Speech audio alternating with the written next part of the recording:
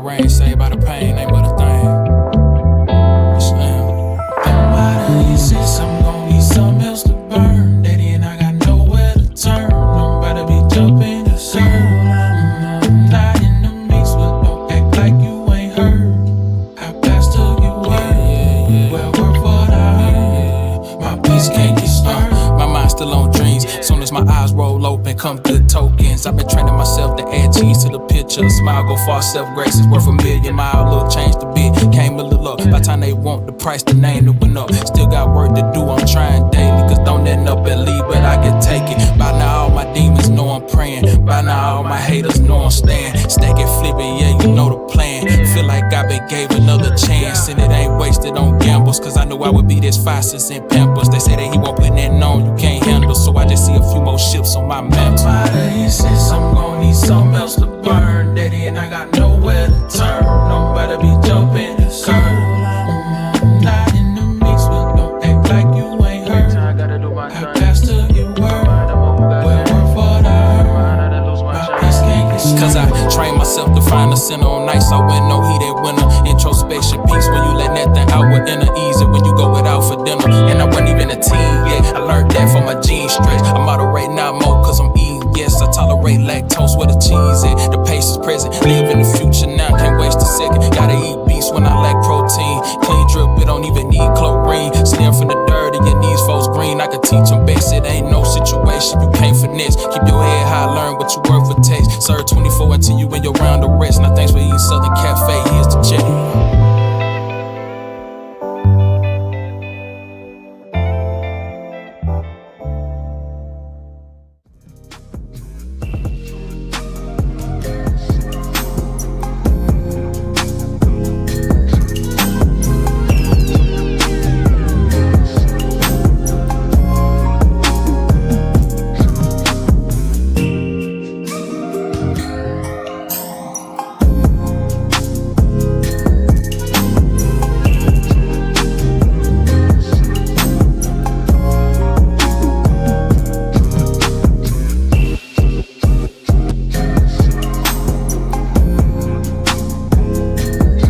Welcome to NWA Connie Corso's podcast, where we talk all things dogs. Whoa, baby. Oh, man. What's cracking? It's leaving.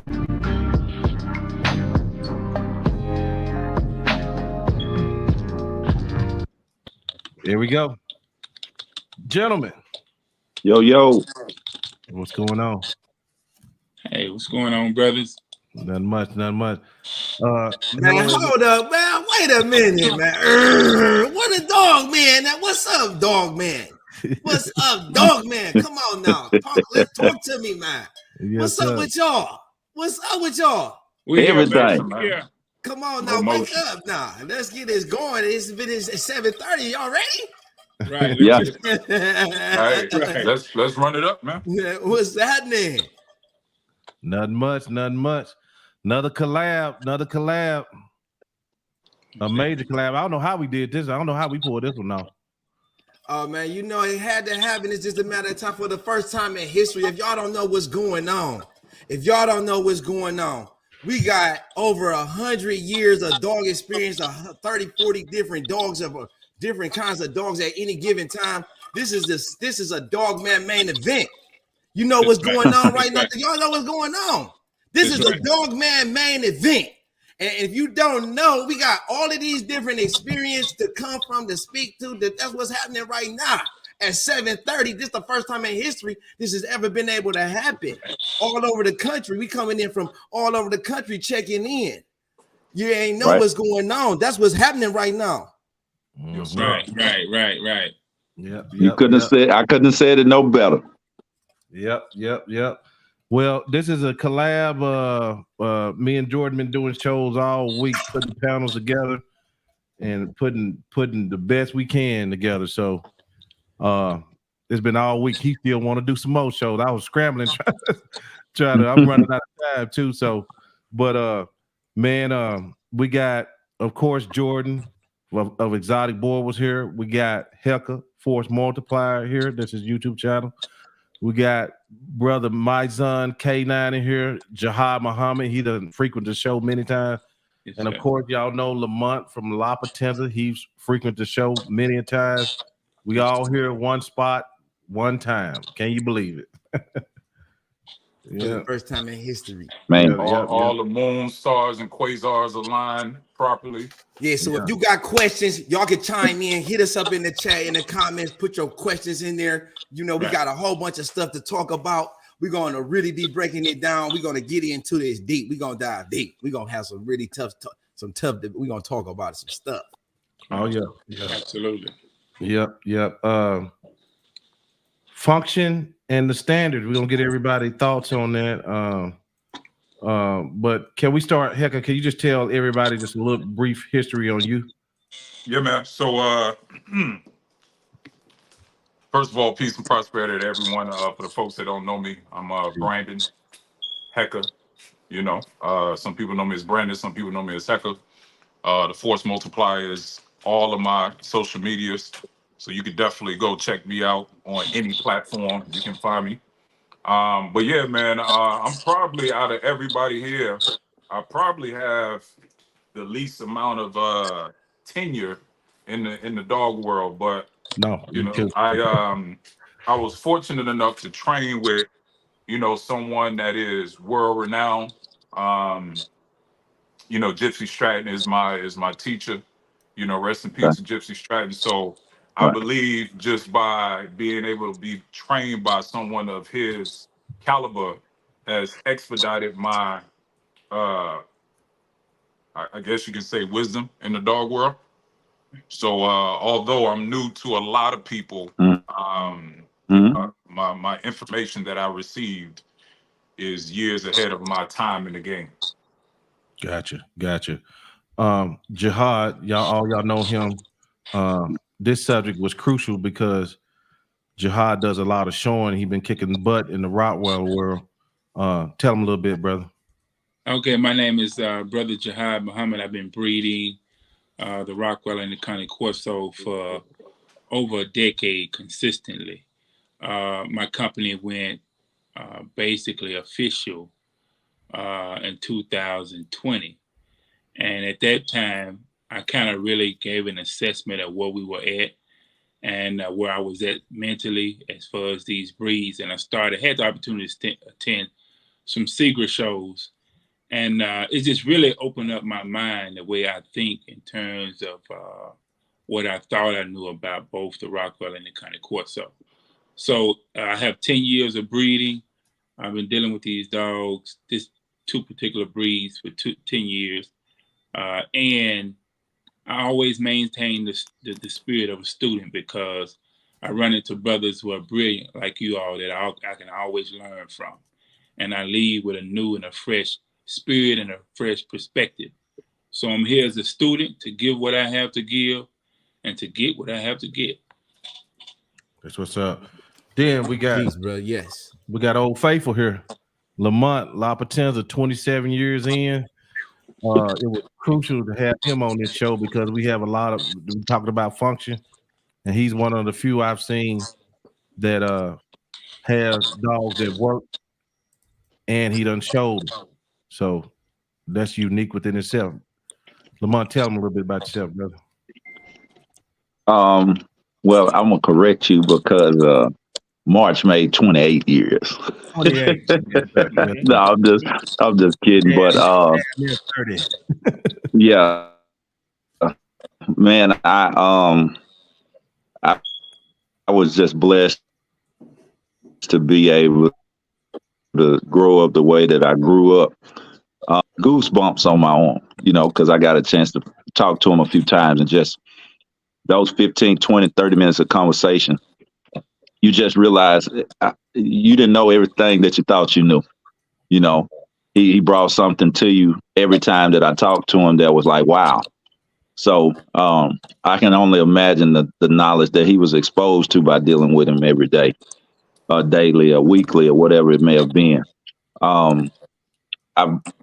I've been involved with the Corso for about 28 years. I also did import Rottweilers. I did for about 10 years. I did pit bulls for about 19 years. I've also did shepherds for about 5 years. I dib and dab with the Malinois a little bit here and there. Kind of my personal, I have a few myself. But I got into the show side of things because a guy told me my dogs weren't proven.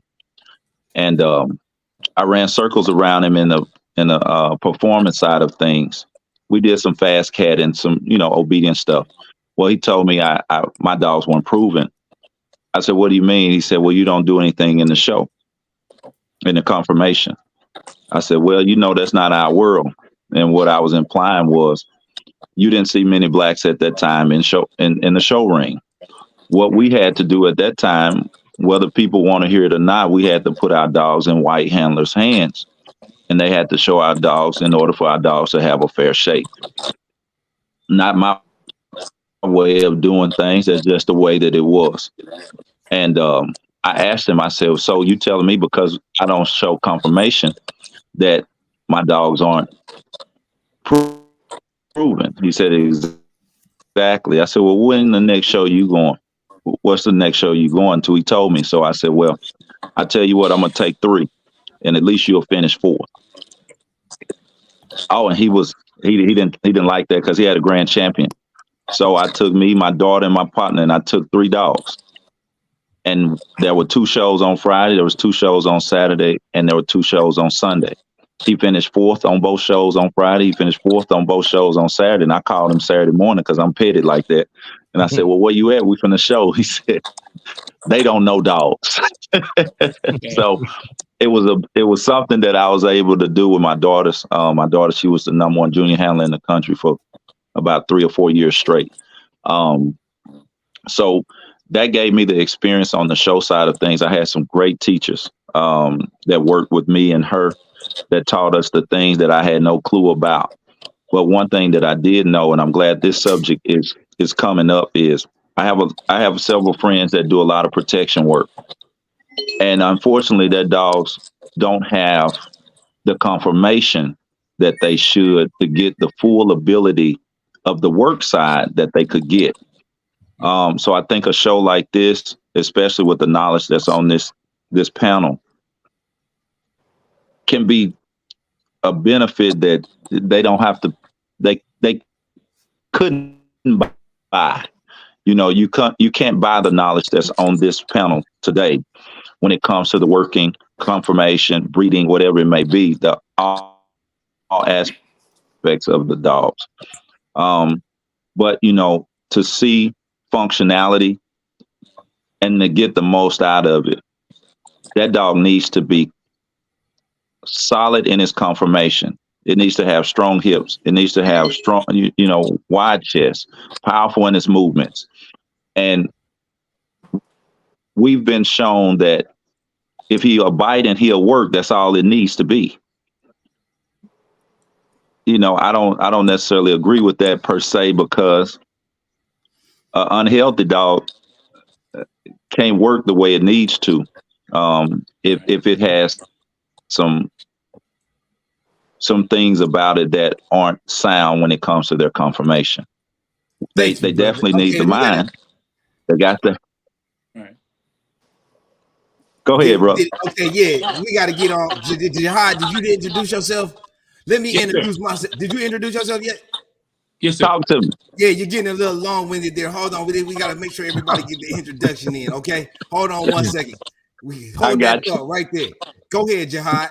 Man, Jihad already introduced himself. Okay, well, I didn't introduce myself. My name is Jordan Pittman, if you didn't know. And I feel that the Border is the best dog on the history on earth. And it's the best companion for you in the modern day living. Okay, that's I just wanted to make sure that everybody knew who I was, because I didn't get a chance to say nothing yet. And I want to make sure that I had said that if you didn't know. So to make sure that I set the record straight on that, now we can continue it. Because my fault. I didn't mean to interrupt. Everybody missed it. This was an NWA and Borble collab. Yeah. Yeah, we doing the collab. Everybody we gonna do a round table. We gonna take turns talking, get everybody a chance. Make sure you know what I'm saying. We pass the mic around, so make sure we can keep it rolling, because we got a lot of stuff that we want to get through. Gotcha. Okay, fam. Yeah. So everybody introduce themselves. Yeah, I'm Jordan, and I didn't get a chance to say that. So look, you said you wanted to get into Joe. What was the first question? I ain't mean to interrupt. I missed it. Let me make sure we get that in. And so we're talking about function. What was the first question? Function and with masters and the origins of masters. Origins of masters. Yeah. Well, what did you say? We got a line of questions. In the beginning, we was talking. We could right now. Bro was talking about showing dogs modern day. We done got way ahead. Well, the show is function and standard. And he started out by telling, I started the show with, when I started with him, when I asked him, I said he was one of the few people that I know that has working dogs that showed, and he was explaining how he got there and what happened. And we were just going to build off that. Okay, my fault. Yeah, my fault. Then calm down. that board will let me hold on, though. I got to make sure everybody know I'm in. You hear me? But anyway, so he was just telling his experience on that and whatnot. And I just wanted to build off that. So, Jihad, you have showed as well. And yes, sir. I've been fortunate. I've been fortunate enough to show. I actually went to two shows. Two shows in Texas. It's an RKNA show, and they do the Rockwell and conformation. They do some demonstrations in terms of work the first day, and then the second and the third day is basically complete conformation by age. I would agree with Brother Lamont that the dog, we're dealing with working breeds. So even though you can show, the dog must have or show the ability to work. And I kind of pivot off Oliver Newbrand when we look at the Rockweller in terms of picking a dog. There are 4 things that we want to make sure that we have. The first thing is health. The dog must have sound health. A lot of people talk about how big the dog is and how nice the dog looks. But if the genetic health is not there, we have no foundation to move forward with a breed. Okay. Right. This becomes difficult for us because a lot of us are deep down in our program. If we haven't done it, we may have to go back and look at our data and see, actually track what we're producing and see is the genetic health there. And the second thing is conformation. Every dog has a standard. There's an international standard for every dog. You could take that dog anywhere in the world and people could look at it and know exactly what it is. There's no confusion as to what the dog is because of conformation. The third thing is working ability. If you have a working breed, then the dog must at some point demonstrate the ability to work. And then the last thing is socialization, and that deals with temperament. So I didn't really get a chance in reading the breed standard and listening to people, reading all these different books. I didn't really get a full comprehensive understanding of what that meant until I actually went to the shows and started listening to the critiques. And every show don't give critiques. But the critique is important because it gives you a sense of direction in terms of breeding so that you can produce a better product. Brett talked about muscle, he talked about bone strength, he talked about width of chest. All of that stuff is part of what, when we go into conformation, is part of what we look at. We're able to see the weakness in our dogs and not be kennel blind. And then from having that confirmation or that critique, we're able to properly make a proper pairing that will produce a better product. So I love the shows, man. I'm looking forward to going back into the show ring in September. Come on, Jordan. What you got? Oh, well, y'all know me. Do y'all know how I feel about dog shows? I feel like this is very important. You know, it's a great networking event. It's mainly for people. You know, it's a chance for us to get out there and see each other dogs, have them evaluated by so-called experts, have you know, people that know they're supposed to be masters of the breed standard, evaluate the dog supposedly. It's a lot of opinions, though. It's a really based off of opinion because the true performance dog is going to always be a different dog than the show working dog. In my experience, I have always seen, I mean, not to take off, no, hey, listen, I'm not saying that it can't be done, but in the cases, this is my position. In most cases, the working dog counterpart is completely different dog than the show dog and across breeds. So a working boxer look different than a show boxer. Working shepherd look different than a show shepherd. Working Rottweiler typically is different than now this is new to me, but because brother, you are actually one of the few people that I know of. But I don't know.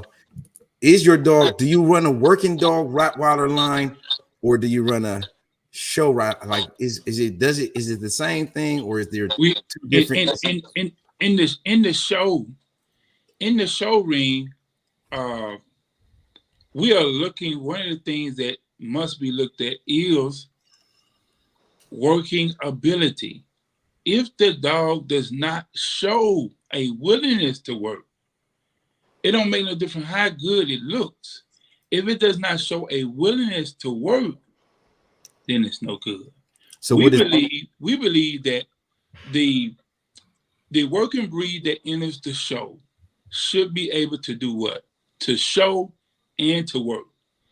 That's why we talk about having a complete dog. Not just a dog that can do one thing, but we talk about having a complete dog. That means a dog that can show and conformation, and a dog that has a willingness to work. Now, I will say this. I don't want to be long. Sometimes you get a dog that has working ability, and he goes to the wrong home, or he goes to a home where he's not being put to work. Okay, that happens for different reasons. But it does not mean that the dog does not have or does not display working ability. So we absolutely do not want to lose it. And let me make this point. When we did our first show earlier this year in February, and then the show that the dog I have now attended in Georgia and also in Texas. One of the things, both of these judges were from Great Britain, and one of the things they wanted to see was that drive in the dog for whatever object or whatever it was he was baiting. They wanted to see some drive, and that's how I ended up getting placed first over somebody that had a dog that stacked nice and ran good, but the dog did not show any drive toward getting whatever the object was that the dog was being baited. So that's one of the things that they look at is whether drive, the ability to work of the dog. They're making an assessment from the time the dog enters the ring. I got a couple of questions. So who do you show with the AKC, or who do you show with? We show with RKNA and IRCA. These two groups are recognized by the ADRK in Germany, and they are primarily send judges that are either FCI judges or judges from Germany. So they do the SC, they do the BST, the breed suitability test. They do some work in scoring. They do all of that. Okay, so when you say, so how do they judge? Because I'm not familiar with those organizations. I mean, honestly, I'm unfamiliar with the the larger organizations that show dog, Westminster, AKC, the commercial-based show rings. Yeah, so, I think they do something different because in the AKC, from what I understand from talking to AKC judges, they don't want to see that drive. That's why I said Seegers. It's a German style show. Okay. It's not okay, American, they want to see a dog that just stand there and don't do nothing. Right. So that was going to be my question. So how do they test for workability in a dog, physically and mentally? How do they test for that at the show? They have they do the demonstrations in terms of schützen, where you take the dog, taking the dog through some obedience commands. You're doing bite work. Okay. And the only thing that's missing, of course, in the shows that I have went to is the tracking. But you're sending the dog to bite. The dog is outing on command. The dog is returning on command. They have several tests like that they do.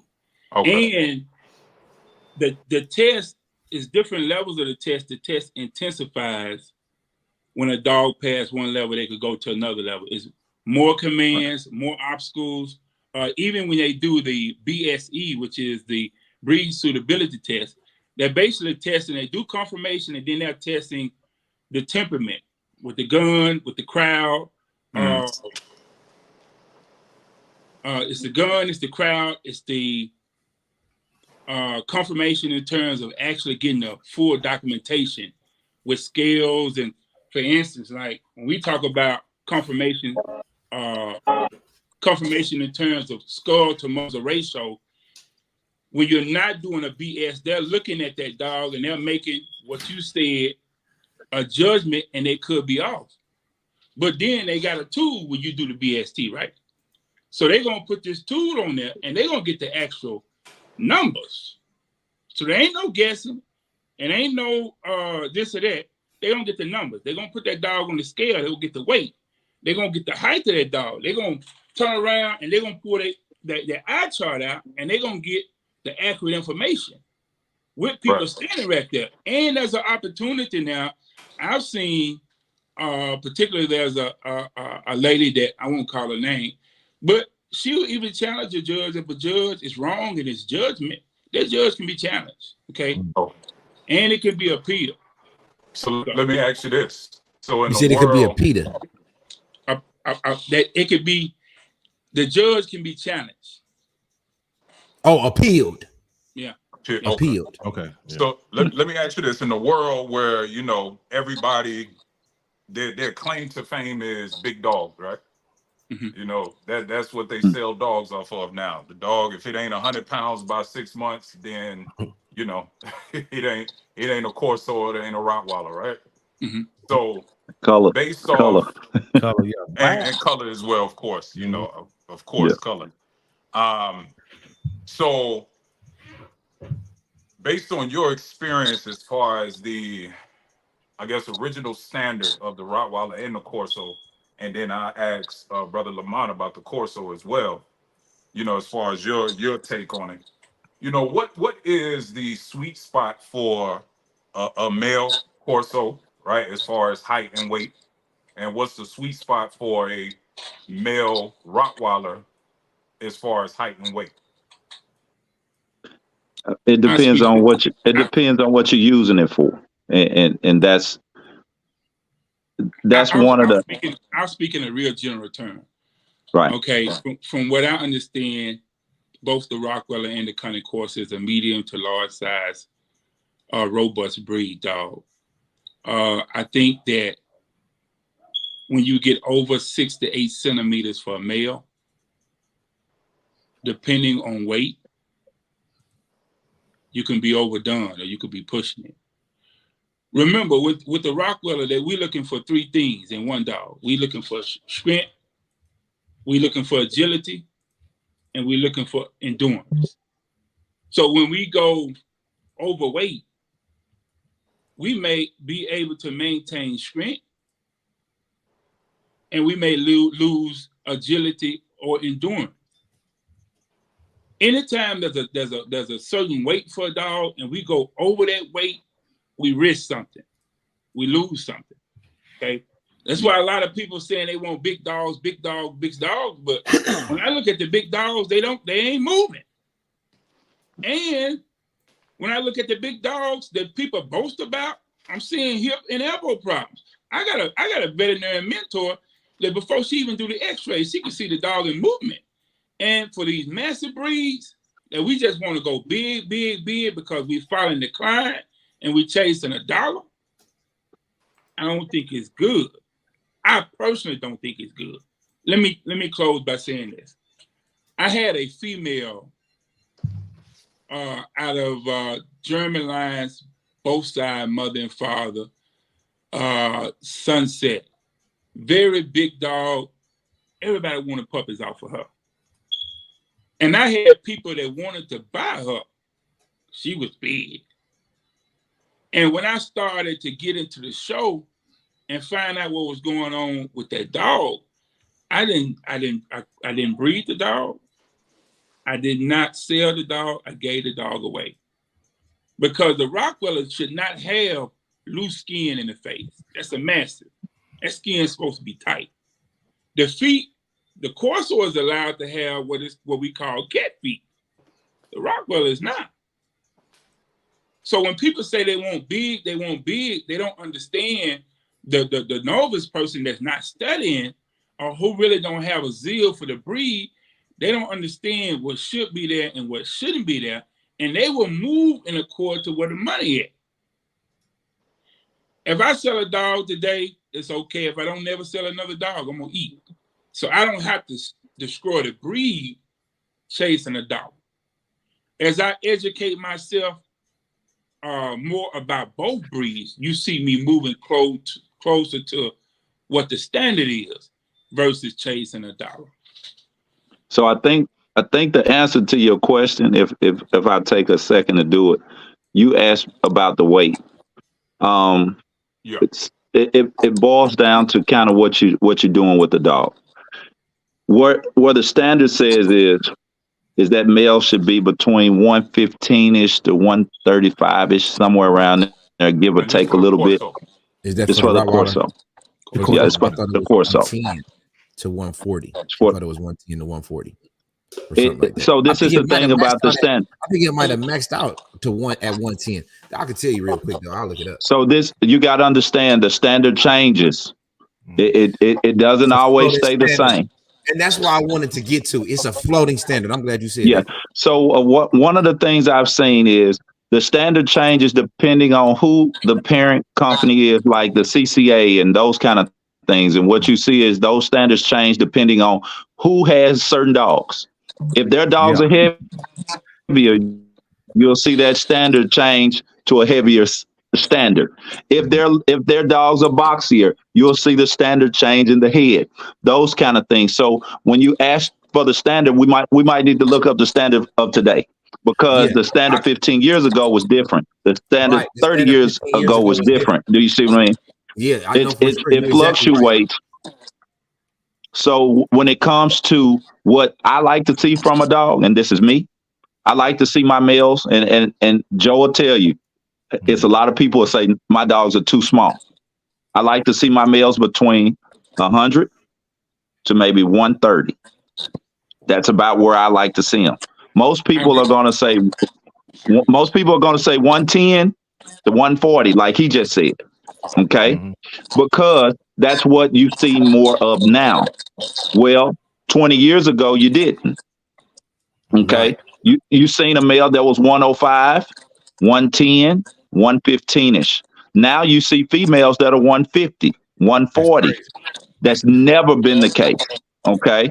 So the standard, it's obsolete depending on what time it is. Do you see what I'm saying?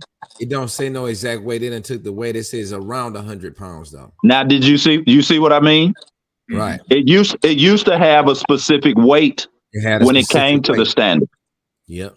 But those standards change. So what's important is when you start looking at what the dog is being used for. I like that pets, too. Most pets you're going to see, most pets, they're going to be bigger because that's the world that we live in now. They want big dogs until they get them. And then when they get them and they don't have the temperament to match what they thought they were going to get, now that weight becomes a problem. See, when you got a 145-pound dog that you can't control, It's time to rehome him. It's time to put him to sleep. Those kind of things. But you wanted a big, huge, fluffy dog. Whereas most people, if you give them 100-pound dog, they can't control it most of the time. No way. Take a guy like yourself that is going to work him, and you're going to work him tough. A 95-pound male is a monster. Right. You know that as well as I do. And even in the Corso breed, you see what I'm saying? So my male, he's 106 pounds, my main male, and he will hit a hog and lift him off his feet. I'm talking about a 220-pound paw. He'll hit him in the chest and lift him up and walk him back and take him where I want him to take him.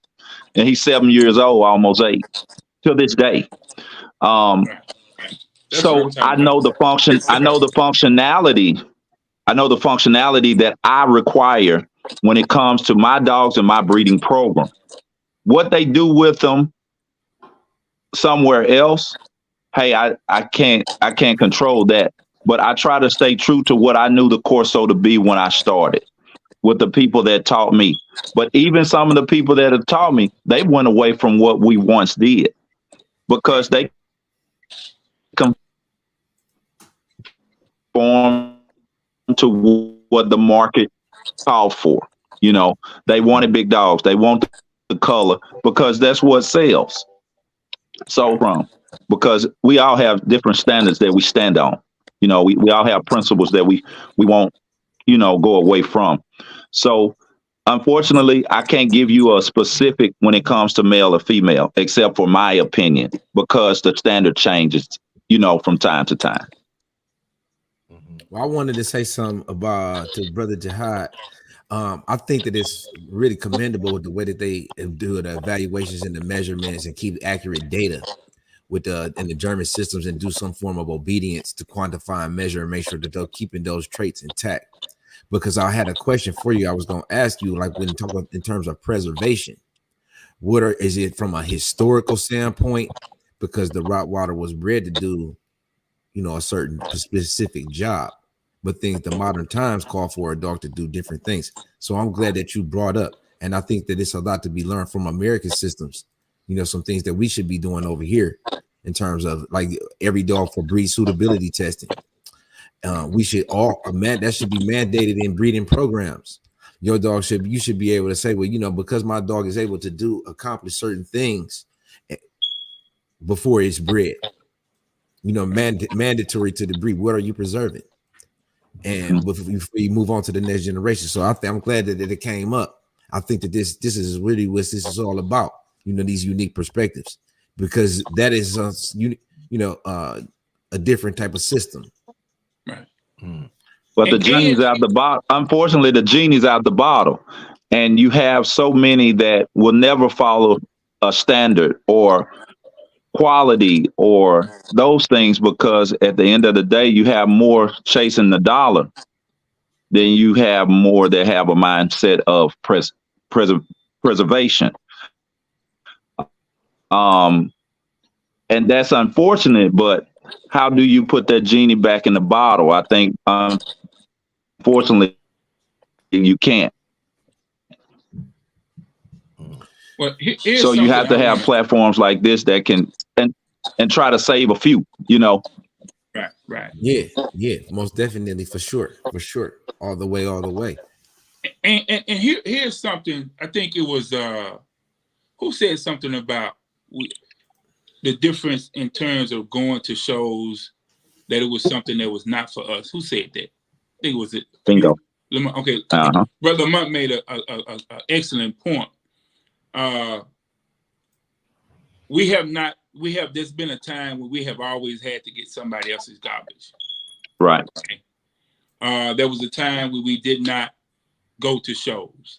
There was a time when we entered the door, we were not treated fairly. But now we have an opportunity to make some headway. Right. And I'll tell you all this, that in Arkansas, in terms of showing and secret confirmation, it's been Black folks that's taking the lead. Right. Your Anthony Forte, your Convante Peters, your T. Yorkies, who are going in the ring with millionaires who got money and are trumping them based upon their dog, based upon their ability to handle the dog, based upon their placement, and based upon their superior selective breeding. The brother Anthony Forte, who was a brother in Arkansas, he could tell you what he intends to get, and when he put it together, it's coming out like that. And he's able to take multiple dogs into the ring and champion them out. And what you said, this is in the German show. This is in German style with the Rockwell. So they doing a breed suitability test, and then what are the Is it just confirmation, or is it you're doing when they championing the dog out? Is purely confirmation? So there is no testing near in terms of working. You're doing the only test you're gonna do when you're doing confirmation is when you get to that breed suitability test, where you're testing. That's the only test. Temperament. That's involved. To qualify to breed the dog. Right. Okay. You are doing a genetic health test in terms of the JLPP, which is testing for juvenile neuropathy. You're doing that. That's a requirement. The hips and elbows is a requirement. And then in the Rockwell world, the teeth is very important. So the teeth has to be the 42 teeth, 22 at the bottom, 20 at the top, with the scissor bite. Everything is in line right. So they're looking at the genetics. There's a part of the genetics that you're testing that you have to get cleared. That breed suitability test is heavily emphasized.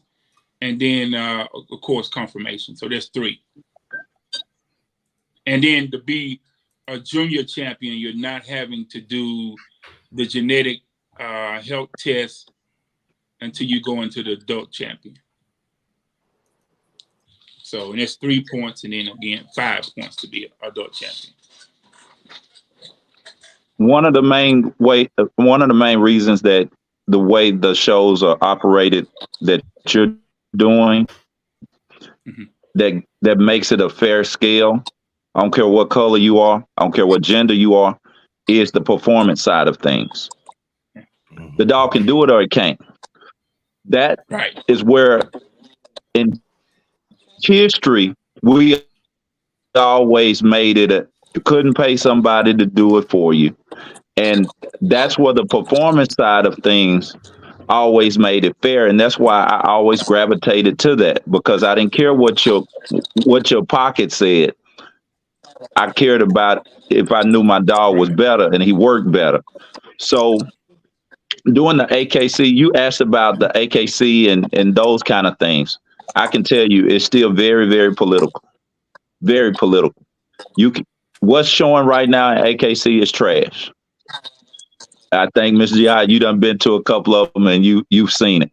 The dogs are not meeting a standard, but what they are meeting is someone that is well known in the ring, being able to have a relationship with certain judges, and they show your dog and they champion your dog. I'm gonna give you an example. This is why the performance side of things is great.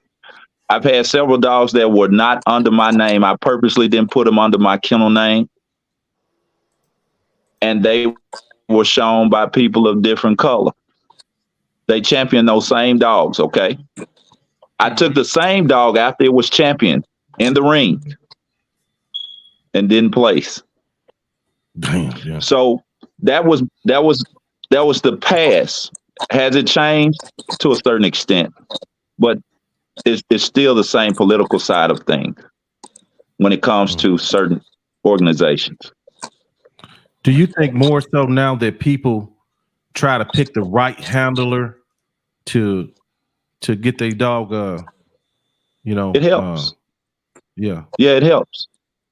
And people want, and he'll tell you, people want to champion their dogs. They don't want to go in there and just show for fun. They want to champion them because that's what they're doing it for. Because on the other side of that champion is the hustle.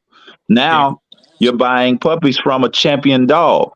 Doesn't mean that you could have put 2 or 3 of your dogs in the same ring and beat your own dogs with that dog. You get me? That's how, So that's how you that's do how it. we That's would how you talk. do it. That's how you Yeah, get you to the put. championship. You go Thank to you. the You show put where it's 2 or got a whole 3 of bunch them. of dogs, especially if you got a rare breed. You pull up to Right. the show with 5 or 6 of your own dogs, and then pull up, and then you get you a championship. It's all Bingo. rigged at the end of the Yeah. day. You know what I'm saying? If you Yeah. see what's really going on, 4 or 5 shows in the weekend, you could pull off a championship. You know what I'm saying? Period. 4 or 5 shows in the weekend, you could bring your dog 5 or 6 times. If you see what people doing, pulling up out of town, right? They pulling up out of town with a rig full of dogs, 6 or 7 dogs, and then they show them three days in a row. They got several days, you know, my got cousin or whoever that came with them, and that's how you win. That's how you get you a championship real quick. You get your points up fast. That's why they say to get your championship, it's gonna cost you a couple dollars. 15 points, right? The most that you, the most you can get at one show. And So Jordan, can I ask you a question? Yeah. Jordan, can I ask you a question? Go ahead. With the bauble, I know we've seen it in the Corso side of things. When you see people buy baubles now, or some of the breeders that you might know, are they pushing size as much as they are in other breeds with the bauble? I mean, I've seen some. I've seen people bragging about 205, 210. And when you see them, they look like baby hogs. You know, are they pushing that in your breed as well, to where it's losing its functionality? That's across the board. This is the problem. Across the board, we pushing this agenda for every. It's like a dog. Dogs is a status symbol, right? Yeah, like a purse. Huh? Like a purse. It's like a collector's item, a car. It's like a car or tennis shoes. It depends. Everybody into something, right? Everybody got their thing. It's a hobby. It's a pastime. It's not required. You don't need a dog. You don't have to have a dog. 99.9% of the time, people to this day and age, they don't have to have a dog. They just got a dog for a pet, right? It's not required to live. You don't need a dog to hunt. Everybody going to the grocery store. Well, it is a small percentage of people in the world that have to have dogs in order to hunt. But that's not what's going on in 99% of the time in modern civilized society. And that's why the big dog is fitting in, because they don't sit around. They don't do nothing. Right. So that's why everybody wants a bigger dog, and they're just trying to feed it and stand around with each other. And I got the biggest dog, and I got the biggest head, and I don't care what breed you in. That's a Rottweilers, big Borbals, Masters, Neos. You know what I'm saying? It's a show. That's all it is. It's just a show to me. Everybody got bragging. Ain't nobody really. Oh, it's very few. It's a small percentage of people that do have dogs that is being measured though, and getting down to it though. It is, but the bottom line is, I think that's occurring. I don't want to, we ain't gonna single out the Borbal. We ain't gonna single out the Borbal. You know what I'm saying? It's across all the breeds. It's across all the breeds that's doing that. You know what I'm saying? Everybody trying to push the bigger dog and acting like they got the best dog because it's bigger. But the truth of the matter is, the real dog is the running dog. I don't care what dog breed that you have. So I agree with you totally, but with you being in the Borbals, have you seen the functionality of them move towards it not being what it used to be, with that being pushed in that breed? I don't think that it never was, because that's what I'm saying. The whole point is all about everybody just a status thing. You know what I'm saying? Like you were saying, with the same thing that's going on in the AKC. We got people that say breed clubs and clicks and politics, right? And then you gotta get in with this certain crew or this crowd. And if you don't, then it's like likely that they're gonna always put their dog as better than yours, right? Because they ice is colder for some reason, and you could have got your dog from them, right? Or you showing the dog under somebody else's name, and then it's gonna win, and then because they assume that it's coming from somebody else, and it's just a bunch of politics. Ain't nobody got no real dogs for real. If you really want to get into it, you know what I'm saying? The real dog is the running dog. If your dog can't perform, if your dog can't last the test of time, if your dog they don't have endurance, stamina. If you look at a wild dog, that's the real confirmation. What a wild dog look like.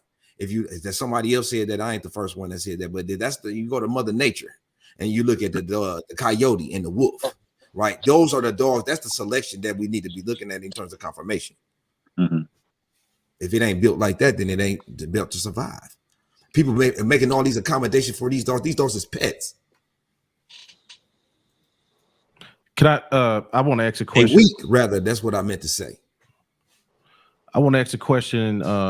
This is kind of a question for Lamont and Hecka.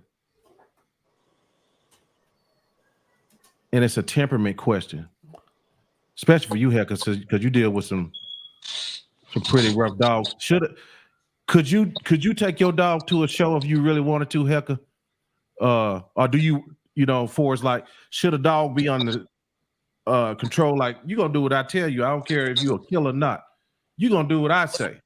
Should the dog be like that for his when you own one? So here's okay.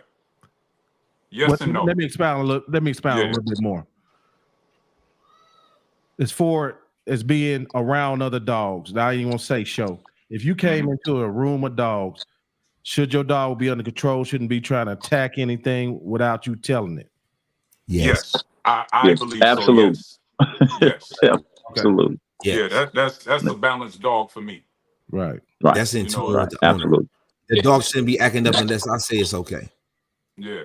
So me personally, I don't take a liking to aggressive dogs. You don't have to be a dog that is just happy to be around dogs, but you have to tolerate dogs.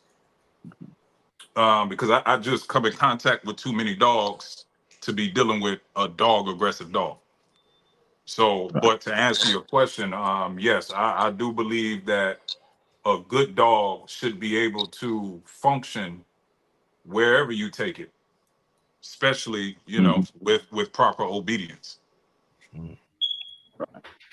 Lamar, you want to expound on that? Well, I don't. To me, that just exemplifies the word balance. You take Vulcan. He's a champion. He had the show in the ring. He hunts hog. He does protection. He goes to daycares and do dog education with the kids. He goes to the senior living facilities, and old people walk off with him. But when it's time to work, he works. That's a real dog. That's what I'm talking about. Yeah, but when it's time to work, it works. And Joe, I think he works. You know what I'm saying? So at the end of the day, but watch this. This is the thing that's so crazy. I've been doing them 28 years.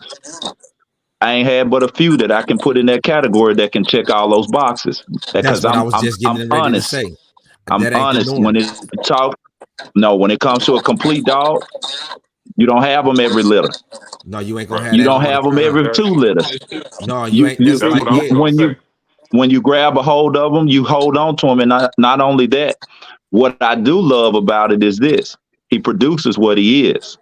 So when you can find one that is what he is and can produce what he is consistently, now that's when you talk about elevating your program to preservation, because now you're hitting the boxes and you're taking the things that you said I need to take from this breed and continue it.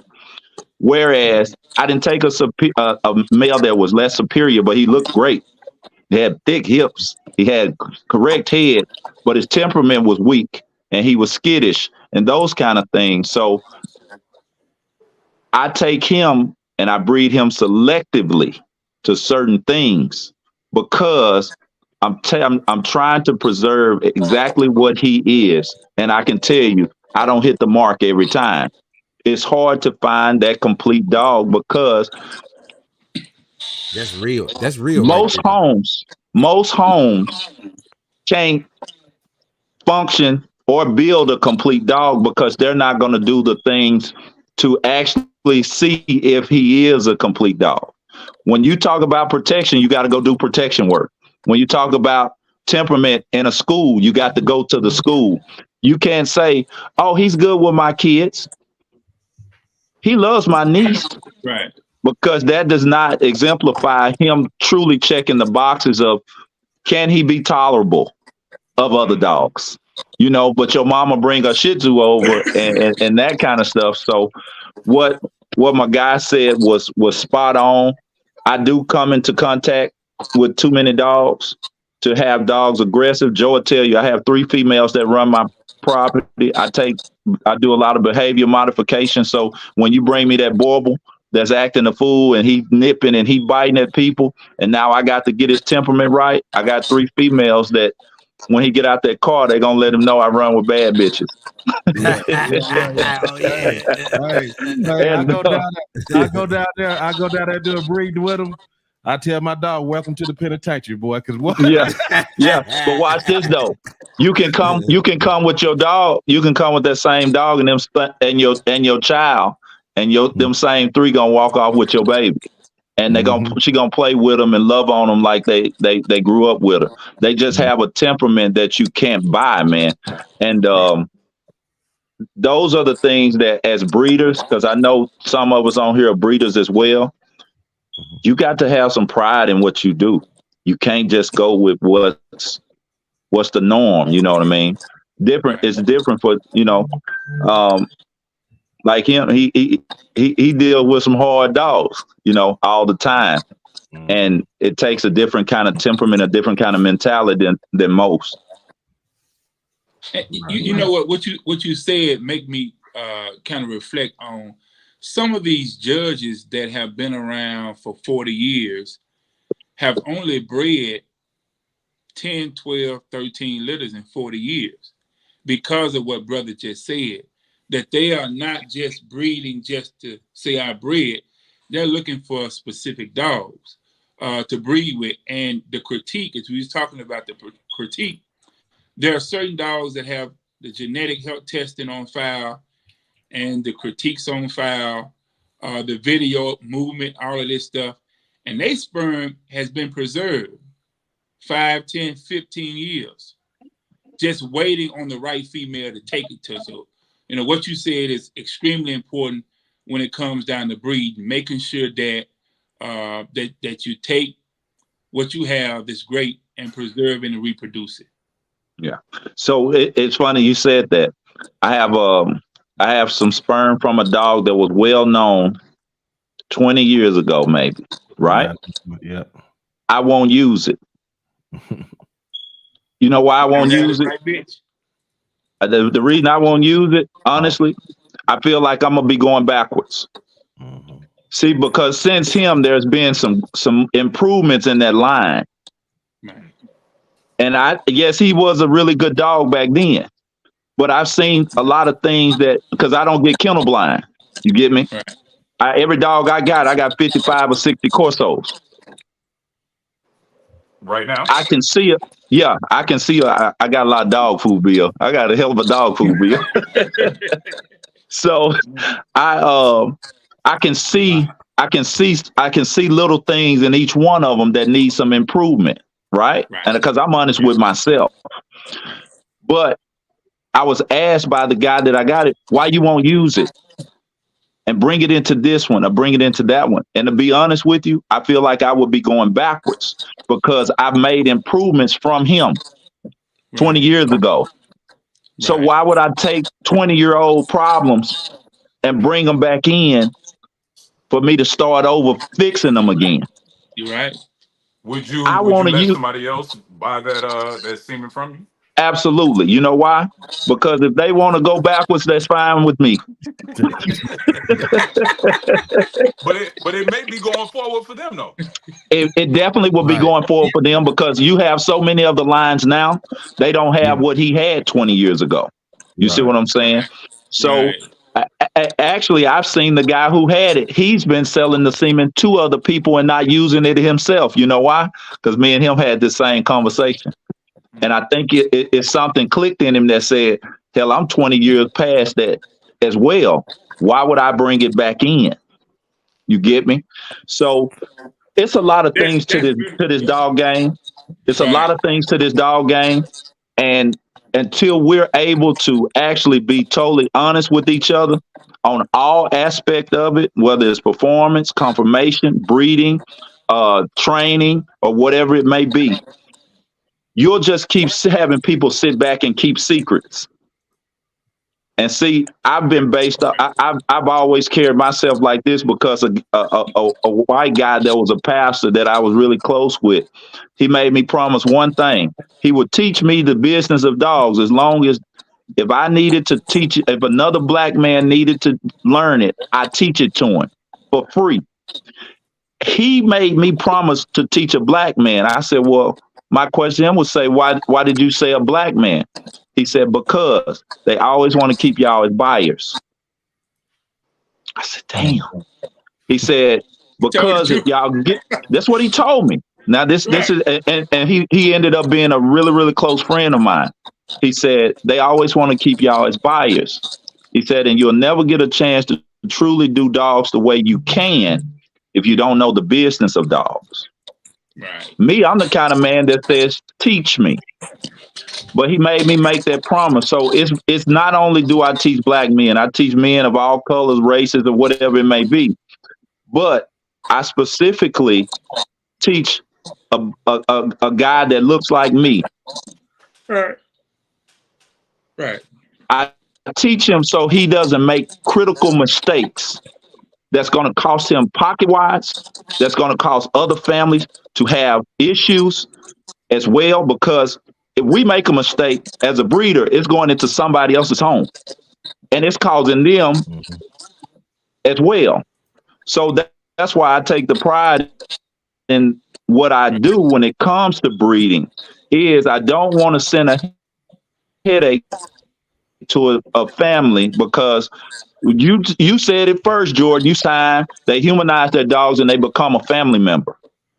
So I don't want to send a family member that they got to put down in 3.5 years because its hips are bad or its temperament is terrible. Now it's bit one of their children, those kind of things. So when I do this, I take it serious to the point of, what would I bring this same thing in my home around my children? Or would I put it in that gentleman's hand up in that corner for him to train it? And now my name is on it, and he gonna be able to say, hey man, I got one of them Corsos in Lamont. That sucker tail went between his legs. You know, he wouldn't bite he wouldn't bite a hot biscuit on a cold night. You know, nah. So I take pride in what I do when it comes to that, you know. Right.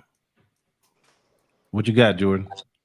Oh, yeah, that's what's up, man. I respect it, man. That's what you got to do. That's what you got to do. The market. What do you think about the market? For as I seen a show. They saying the shelters are filling up crazy. People can't move their dogs. You want to start with it, Jordan, or what? Oh yeah, well yeah, man. Because you know why? Well, of course, it's supply out. Is the demand is. Everybody thought that the dogs was gonna be a good business.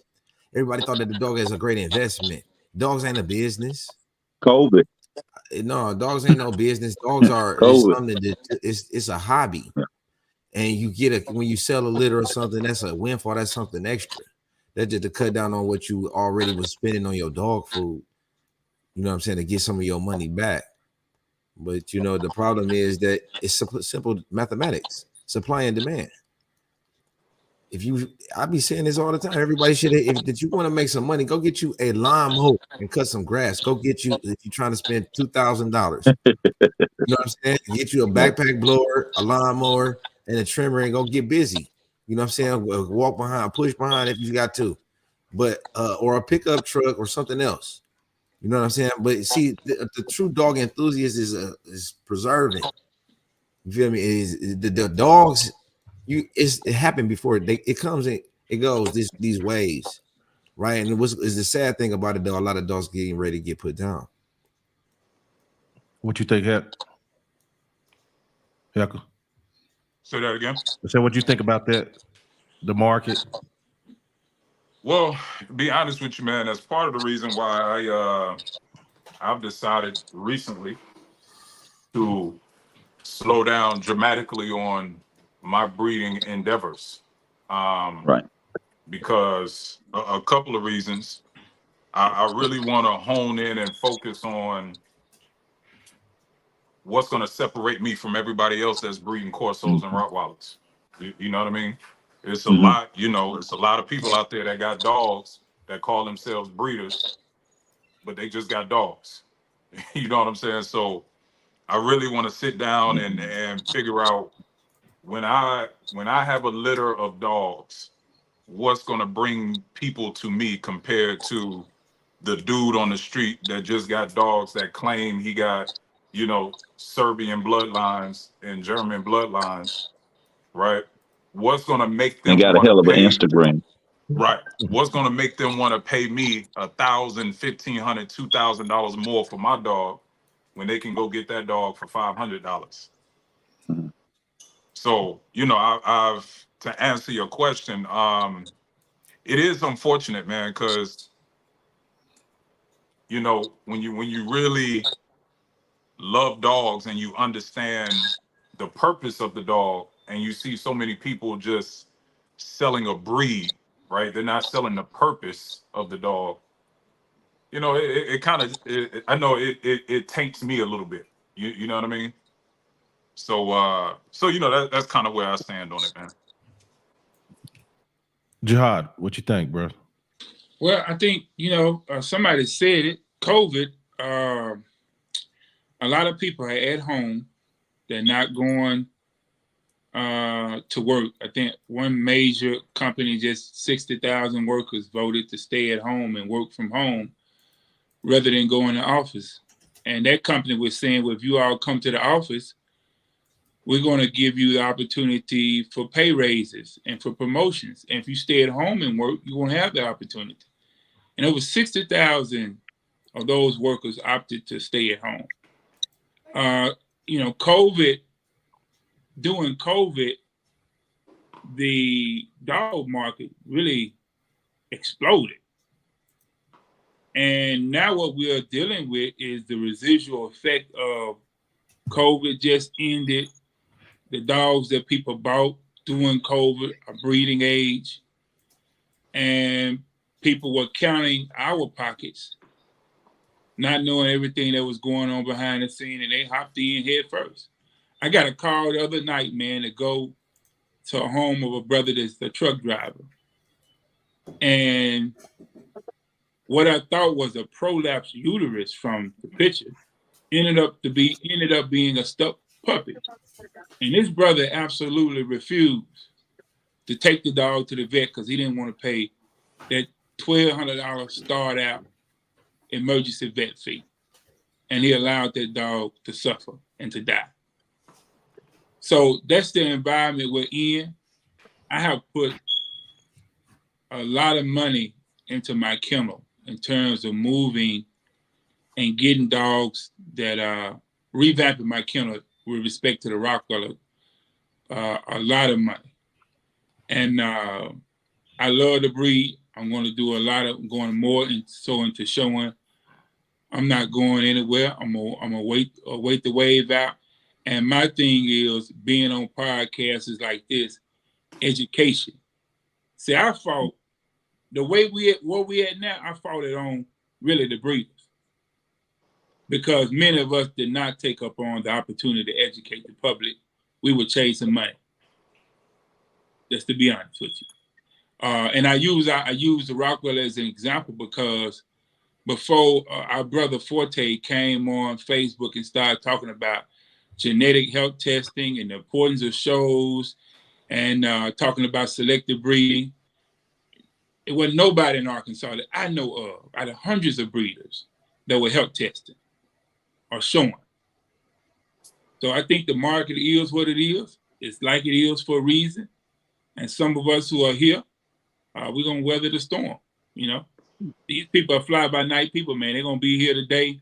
They're going to lose a few litters. They're going to lose a few $1,000, and they're going to be out the game. I ain't worried about it. The market is what it is because that's what it should be right now.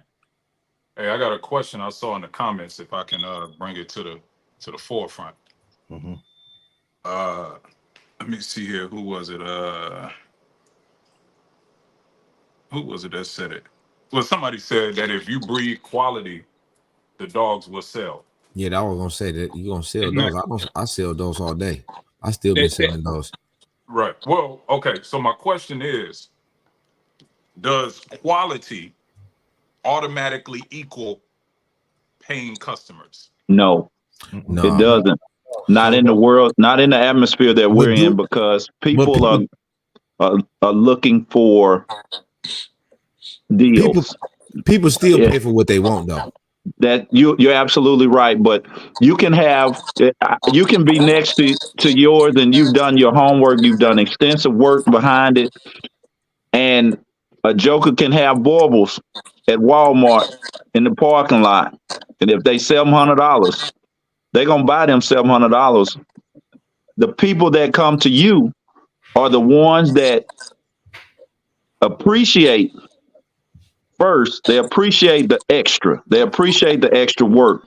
They appreciate the work that you do. They appreciate where you have your puppies in a whelping box, in a temperature control room, the food that you feed them, how you wing them, the fact you play music in your nursery. They appreciate those things because they choose quality. So the unfortunate thing is you have more people in Walmart, in that Walmart base, if you mentality, selling dogs than you do people like yourself. So yes, you can sell them. They're not going to stop you from selling them, but what they will do is they'll flood the market with trash, and the person that's uneducated, they will feel that that's what it should be versus what Jordan is doing. Right. Because you can tell by the call you get. Do you have any Corsos for sale? I'm looking for a black one. I'm looking for a blue one. Them are the main questions you get. So you can't tell me it's not if you health tested. Yeah, it's not if you it's not if you health tested. It's not how many generations have you been breeding. It's not how long have you educated yourself, or how have you tested the dog as far as their performance, their obedience. Every dog I have is advanced obedience trained. They don't care nothing about that. Most of them don't. They care what size the daddy is, what color the mama is, and how much they are. And that goes back to what I said. In most cases, breeders in general have not educated the public. That's right. People don't know because those who do know have not really taken the time out to educate. They may not be educated themselves. I was helping a guy pick a puppy That's out it. a few days ago. And you know what? His wife was there in his ear. She wanted this quote unquote cute looking puppy. She didn't care about structure. She didn't care about the feet. She wanted the dog that come to her. We get clients like that all the time. And at that moment, we have the opportunity to educate the client. And even in educating that client, we may lose a sale. I've talked to clients and I've said, hey, man, what are you going to do with the dog? And they say, well, I want to do this, and this. And I say, hey, brother, this is not the dog for you for this reason. And I explain. And they don't give a damn. They still want that dog. Right. Even if you tell them, I don't want to take your money, they still want that specific dog. They don't even want you to help them pick out a dog. Is quality subjective? No, I don't think so. I don't think so. Not to me. No. Okay. But once again, they don't know what quality is. Subjective mean what do you mean by that? What do that mean? I'm about to break it down, right? Okay. So in the dog world, right? Most of us are in the working dog world, right? You have the pet dog world and you have the working dog world. Now, we were talking about there's the rare dog that can cross over that you can take to the ring and show, right? And take it back home and it's going to tear somebody a new asshole, right?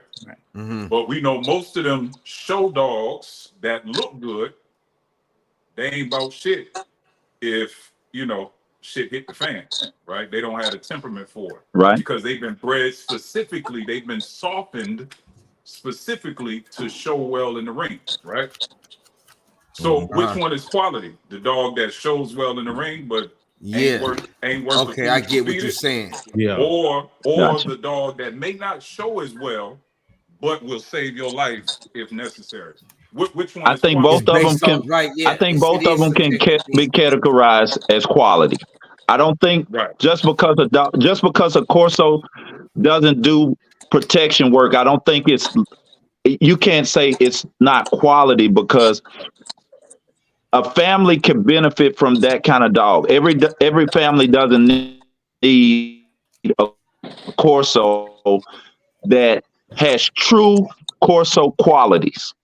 Now, you can also say, well, they shouldn't get a Corso, but I don't think a show dog, and this is just my opinion, okay? You said most of us are in the working side, right? That's us on this panel. But most breeders aren't working breeders. Most of them are breeding exactly for what you just said, temperament wise, right? So when you take a family of 4 kids, most households in America have a gun in it. Okay. Most families only need that dog to say, hey, hey, hey, hey, hey, something is not right outside.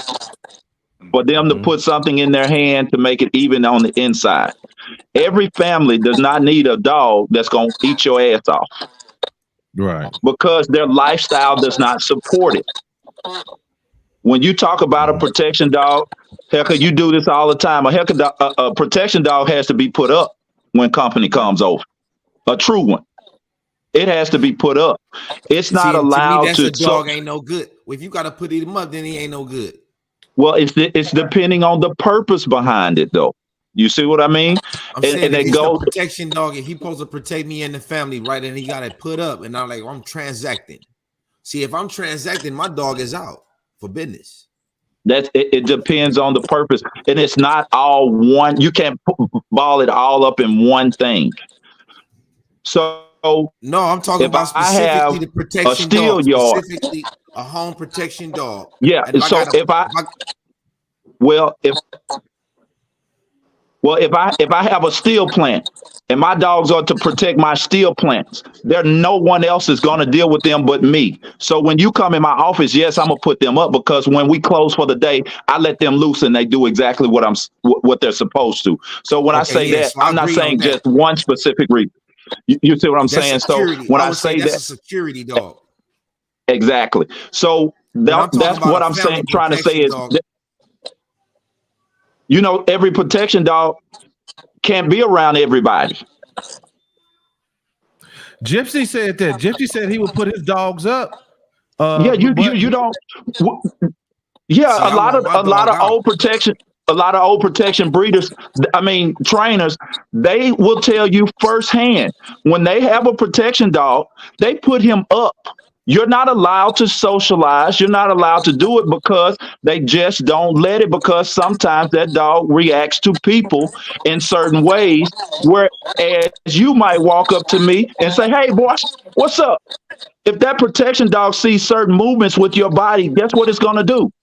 It's going to protect. Every dog does just not go off of a command with the word. Some dogs are geared towards your movement as a person. So now, can you chime in on that? Hold on, let me ask you a question. If a dog is put up though, and how it's gonna protect you if you're making a move? When I say put up, I mean when I say put up, I mean when your family members come over. You might be having a party for the kids or something like that. Protection dogs don't get to socialize with the crowd that you invite over for the Super Bowl, for those kind of things. That's what I mean when I say put up. So what if somebody get to acting up that's in the family that came over for the Super Bowl? I want my dog on the spot right now. If any time. I hope you don't sick him on your damn man.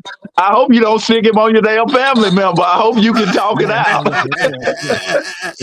No, but you know what I'm saying? Look, no, I don't want. I hope you can talk your cousin out of the damn house and you don't sick the dog on him. No, I'm looking for peace though. Don't even think about it. You know what I'm saying? Don't even think about it. Here's the way I look at it, right? No, we all. Go ahead, brother. Yes, sir. No, I want you to chime in, because I know what I was going to say was, it was simple like this. I think if you find like people that do have protection dogs, they can have them out around most people. It's just certain situations that they're required to be put up. But go ahead, Hector. What were you saying? Yeah, here's the way I look at it, man. Dogs are dogs, right? So I don't trust any dog to be what's the word I'm looking for? To not make a mistake 100% of the time. Right. Absolutely. So Absolutely. because I look at safety first, right? Yep. So if and I don't have people over my house, so I don't really have this problem, right? The only people that really come in my house is my wife and my children. Like, so I don't No. really have that issue. Right. But if I had clients that, frequent a lot of people coming over their house, I'm going to tell them 100% of the time, put your dog up, right? Because especially if you having events where people are drinking and getting loud and stuff like that, we all know how we train these dogs, right? We all know what their Right. triggers are. So because I know it's a dog, right? I don't want to put my dog in a situation to fail. Right. You see what I'm saying? So Bam. I'm always going to Right recommend. there. See, that's why I'm gonna always be an advocate for the Borbo, because I feel like the Borbo is that dog that you can have him out and he ain't gonna be a threat unless you is looking for some drama. Any dog can be that. Still a dog, man. Yeah, you don't leave guns out in front of your kids, even though you teach them not to touch it. It's not a human, man. It doesn't have the leave the dog. It doesn't have the ability to use discernment at the level that we do. Even most humans don't have the level of discernment that they have. So if I know that about humans, I damn sure ain't gonna trust the dog to have that level of discernment. Yeah, and that I agree with you totally. So that's what I was saying when I said to put them up. One time I caught a dude stealing. Right, it was one of my dude that was in my house for real. One of your family members was. Well, he might as well. Oh, okay. You know what I'm saying? We was that tight like that, because I think about it. If you around, we gotta be tight. So he was family, like family. This is my young cousin right here, and don't nobody be coming around me like that. But I caught him stealing. He gonna tell me the dog started barking, and he said, "Man, you know what? You should do? Go out there and check and see what the dog is." Are you more cooler than me? So I get up and slide out the back door and go check it and let the dog out. And then I slide right on back in. He didn't know. And when I get in there, he taking money off the table, putting it in his pocket. So I was like, "What is you doing?" Right. And so the dog, anyway, I told him to take his stuff out the pockets and stuff. He didn't want to take it out. So the dog, we got into tussling. You know what I'm saying? And the dog comes in. Actually, I hit him and knocked him out. The dog comes in, and when I woke him up, I told him to sit down. Don't get up.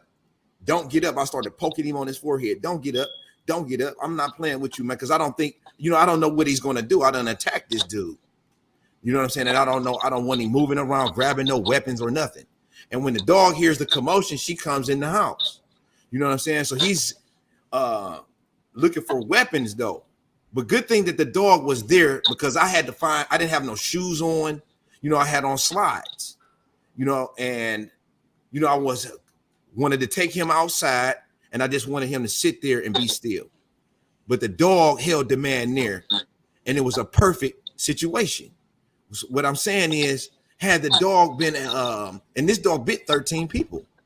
You know what I'm saying? Damn. But the fact that the dog was loose was a really good thing. And I tell people, when you come over to my house, I'm not putting my dog up. I'm not putting my dog up. Get out. Damn. You know what I'm saying? Where you stay at in Cali? Cleveland. No, I'm from Cleveland. East You from Cleveland? East Cleveland. Okay, Cleveland. Beat that part out. Yeah, that's what I'm saying. I'm in the trenches, real crime and real drama is going on. My dogs is on point. Like, I got to have them on deck. I'm not playing. I'm not when playing. You say you bit 13 people. My dog bit like 13 people, baby. Or no, I said, listen, the dog is cool. Come on in. Don't touch her. And she bit him anyway? No, the dog be cool. But and then they try to pet. They think that it's like a cool dog. Come on over here. And they were like, the dog is cool. And I'm like, no, don't touch her. And then when they try to touch her, she bite them. And I was like, I told you, don't touch her. That's real talk, though. I said, don't touch the dog. It's not that kind of dog. Joe, do he stay close to your family? I don't think they know him. You don't think they know him? No. I got to check. Oh, man. Hey, man. I gotta show this comment, Jordan. What did it say? Diamond Grit says, Jordan is a comic relief on this show. I love it. Hey, did you have some chicken or something? Because I keep hearing people talking about you had some chicken on your lip. Yeah, that's what had me laughing when he was talking. That was the gum. I guess my temperature is overheating. I had to take that gum out. It started melting. Oh, okay. Man, I gotta see the rest of the comments, Joe. I ain't never heard. You should be able to I ain't seen none of the comments. I ain't never heard. You got to do something with your phone. Gum melting. Yeah. I ain't never heard that before. They said, okay, me and Cuz we was exercising before I got on the show. I was, you know what I'm saying? Yeah. Oh man. Yeah. That's so funny. yeah. No, but real talk though. Now I feel like there's nothing wrong. It's the beauty of dogs with having so many different breeds and stuff. It's like to each his own, and everybody should be able to identify themselves and say, this is what I got going on. And if you get this kind of dog from me, you might have to put him up. You know what I'm saying? You should probably put him up. And you should be able to say that and explain that to people. Like, this ain't the kind of dog. And like what you're saying, the educational part is a big part of it, because this knowledge and information, they've been hiding it. They've been hiding it. They've been telling a lot of lies to us too. They've been misleading us, misguiding us, especially with these shows, right? Because the show is an evaluation. It's supposed to be able to tell you exactly what you're working with, right? But the truth is, it's about politics and political. They got agendas. People got agendas, and they trying to promote their own agendas and make. But that's not true always. Not always. I'm gonna tell you why I said it's not true always. I got remember I told you I went to Texas and I took the dog that I have now that I really like. I took that dog, and honestly, I was gonna sell that dog, man, because I had a few dogs out of the litter, a few males, and I was gonna sell them. I had put them up for $1,750, man, $1,750. I'm gonna sell that dog. And so my partner said, "Well, man, take them to the show. You going to the show? Take them to the show. Sell them at the show." I get to the show. There's a white guy, older white guy out of I don't know what city he's in. Hickory Farm Rockwellers. He's been doing this for like 40 years. And when I got out and he looked at the dog, he said, "Man, you get ready to win. Ain't nobody got nothing like this out here." And I took first place, and then I went on, I think the next month, different state, and took first place in youth Seagulls again. I don't have no relationship with the judge. I don't have no relationship with the president of the club. I ain't got no relationship with all them people. So it may be, in some cases, wherever money is involved, you get politics. I know people that can call the AKC and make things happen that shouldn't happen, honestly. Mm-hmm. So you're going to get that. But it's not that in every case. It's not that in every case. It's not that in every show. It's not that with every judge. Some of these judges have integrity.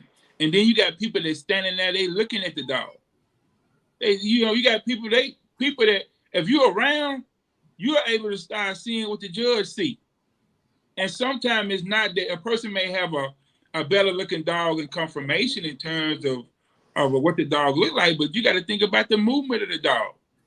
Even some people have nice dogs, but when you run them dogs, that top line falls. And if you don't know that that's a big factor, if the back of the dog is falling, there's a lot of things you got to take in consideration. I place on the high level, not knowing none of these folks, not being connected to them like that, and none of that. So a lot of people say that and they emphasize that as if every show you go to is just politics. That's not true. Okay, well, let me ask you this. What do you say to the AKC champion that only lived 4 or 5 years, 6 years? It all depends on why that dog died. Right. Yeah. It could be a lot of different reasons.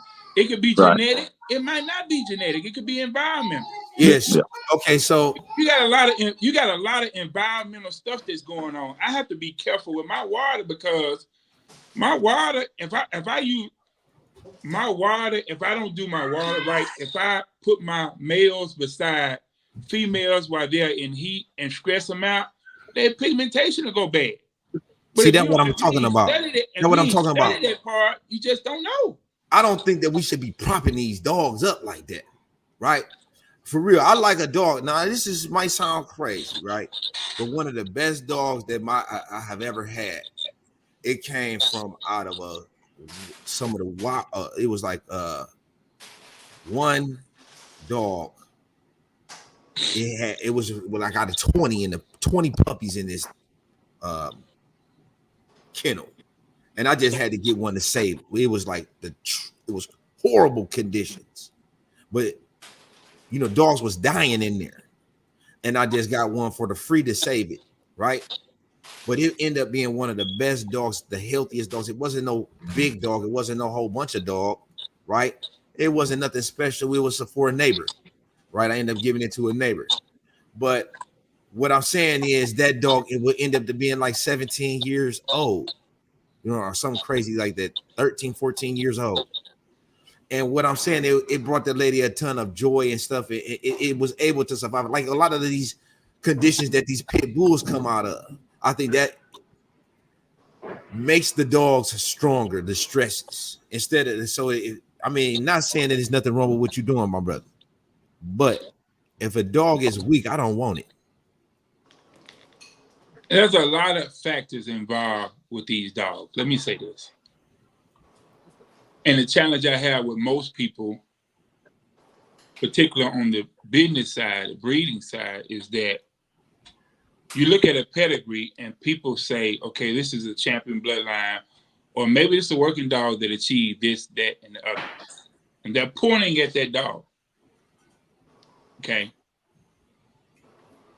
But then they have an issue with the process by which that dog achieved this credentials to be even highlighted in the pedigree. It don't make sense. It does not make sense. Even if you go to the working level and you look at the working dog and you said this is the Labrador Retriever has the longest jumping record in the world, and we bred him we bred her with the male that has the same thing because we want to produce superior dogs doing it. Then you're looking at a process. So I don't understand how can we like a dog with credentials but hate the process by which the dog got his credentials. That don't make sense. Mm-hmm. And that's a lot of people buy by pedigree. They're gonna look at that dog, they're gonna look at that pedigree, and from that pedigree, they're gonna be able to read. They know the history of their blood, they know the history of them dogs, they know what this dog throw, whether the dog throw late bloomers, they know what this dog may throw something real nice, but this is the fault that the dog.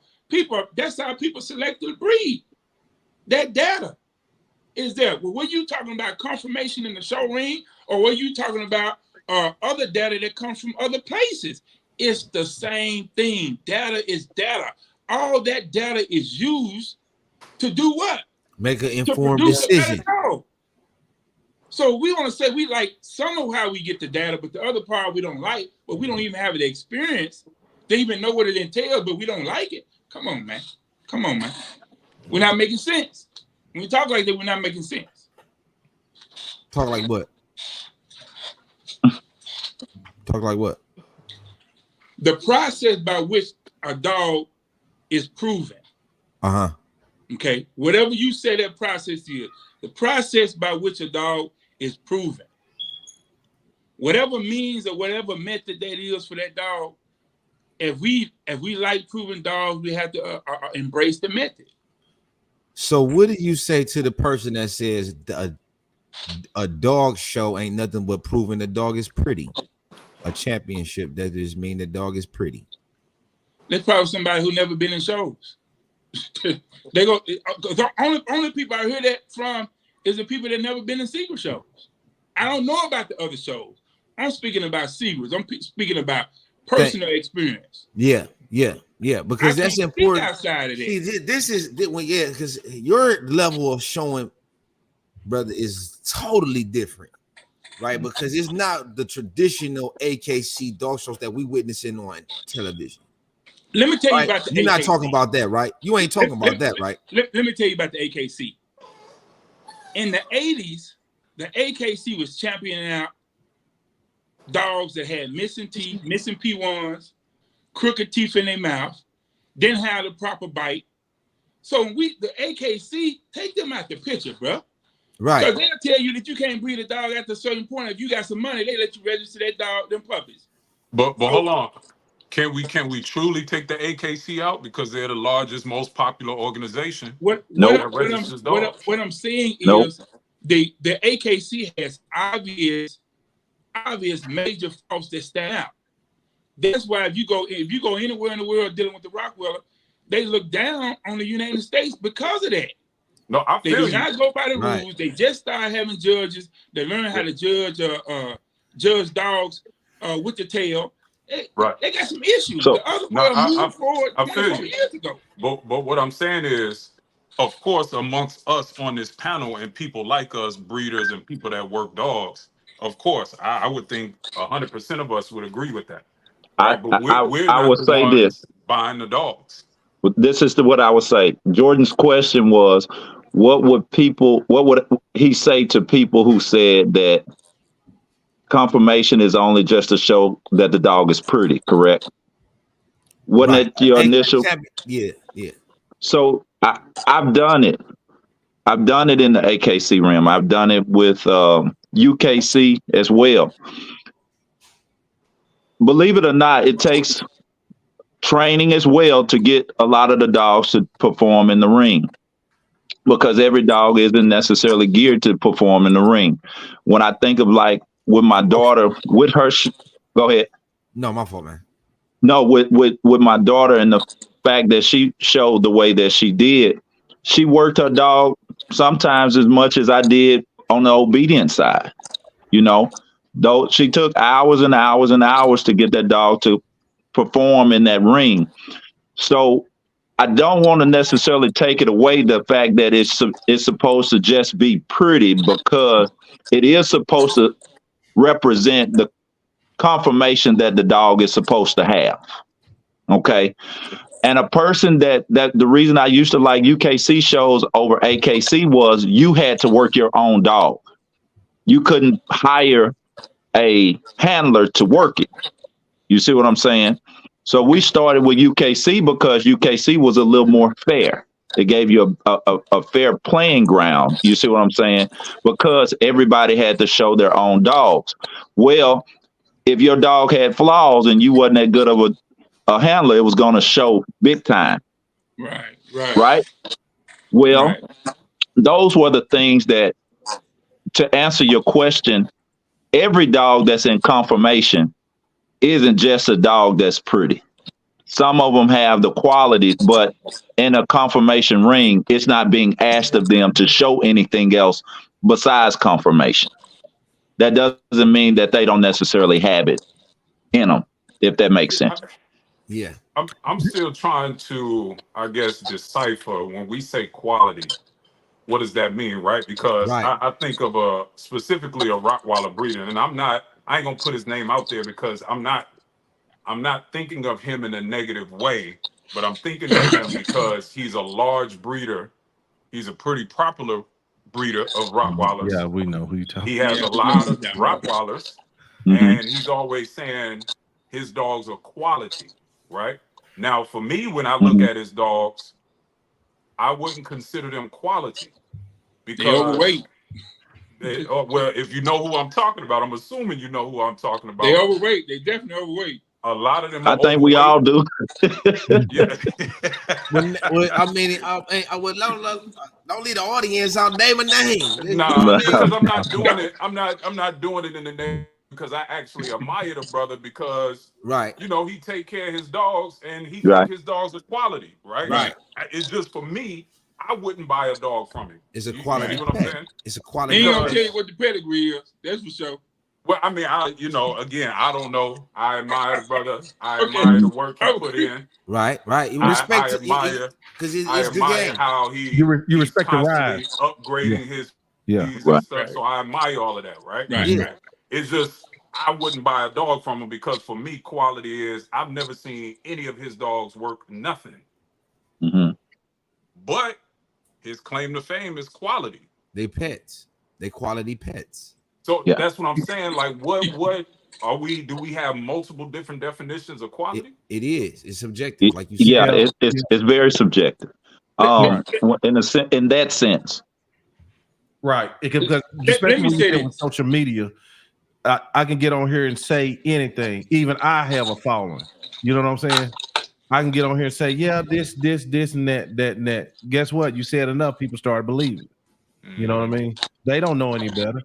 So when you talk about him, when you talk about the breeder you were just referring to, when you say quality, he could stand on and say, hey, most of my dogs I've seen, they live to 10 years old, Mm-hmm. 10, 12 years old. In a sense, that represents quality because the longevity of the life, especially if it's a longevity that doesn't have health issues. Right. So quality definitely can mean different depending on who you are. You could say a breeder has great quality by the look, the fact that he works, but then down the line, his dogs might not be living till 6 or 7 years old. So here's So the thing. what form it's based on, I feel it's based on kind of, different scenarios of what your ideal quality is. Some people feel quality is putting 30-inch rims on a IROC.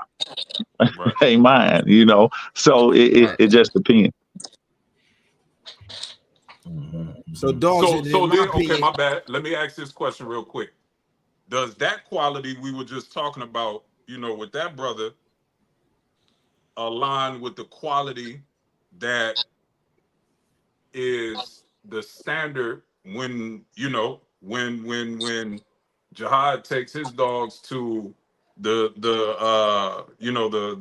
show that he takes his dogs to, or to the AKC standard? No. I often say I don't know. I don't think they put longevity life-wise in a standard. I think they'll suggest, but I don't What? think there's anything that Not even specifically. longevity, just the look of the dog. Well, if it fits the standard that's set forth, whatever that time is. Let me say this. I was just in a group earlier today, and they was dealing with a 13-week-old puppy. The 13-week-old puppy had literally nubs at the top of his mouth. And there were multiple people in there that said, okay, it's all right. Just let it take time. It's losing its, all type of erroneous information. Okay. We have to have something to go by, brothers. You right. Right. Okay. We have to have, or we'll be all over the place. We have to have something to go by. If right. you look at this book right here, it's showing multiple teeth. It's showing you the overbite. It's showing you underbite. It's showing you what we call a cross bite. But you know what? It ain't number one bite that's acceptable with the Rottweiler, and that's the scissor bite. Right. Okay. When you get to talking about angulation, you get to talking about top line. We don't have no dip in the dog. Soft top line. Explain to the audience, to the layman term. Explain to people that don't know, that might be watching, that just is interested in getting the dog. You're talking about a scissor bite. Why do that matter? Okay.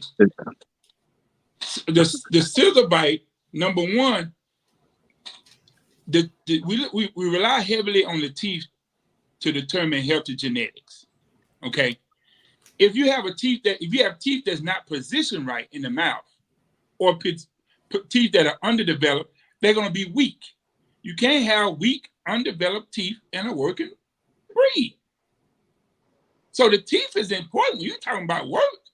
You're talking about the teeth. So you said, so what about the people that have bulldogs, and they say that the undershot is allowing the bulldog to be able to hang on to the dog's nose, or a bull's nose? Different bite for different breeds. I think it's that are acceptable. But we saying it's acceptable, but if we're looking for strength, we're looking for a hole. You have to consider each breed. Every breed is not the same, because even in the Corso, a slight underbite is acceptable. Right. But if we're talking protection dogs, right? And the dog is supposed to bite and hold something. Mm-hmm. The scissor bite makes it more effective. Is that what that's what I'm for the Rottweiler, yes. Yes. But it doesn't, but for a Corso, it could be the underbite could be more. No, sir. The underbite is acceptable in conformation. conformation. It's acceptable in conformation, and it's So a slight underbite. It's not an extreme. It's acceptable but not desired. Not desired, Exactly. but it's not going to add any performance. It's not going to add no performance. It's not adding anything to no added value to the evaluation.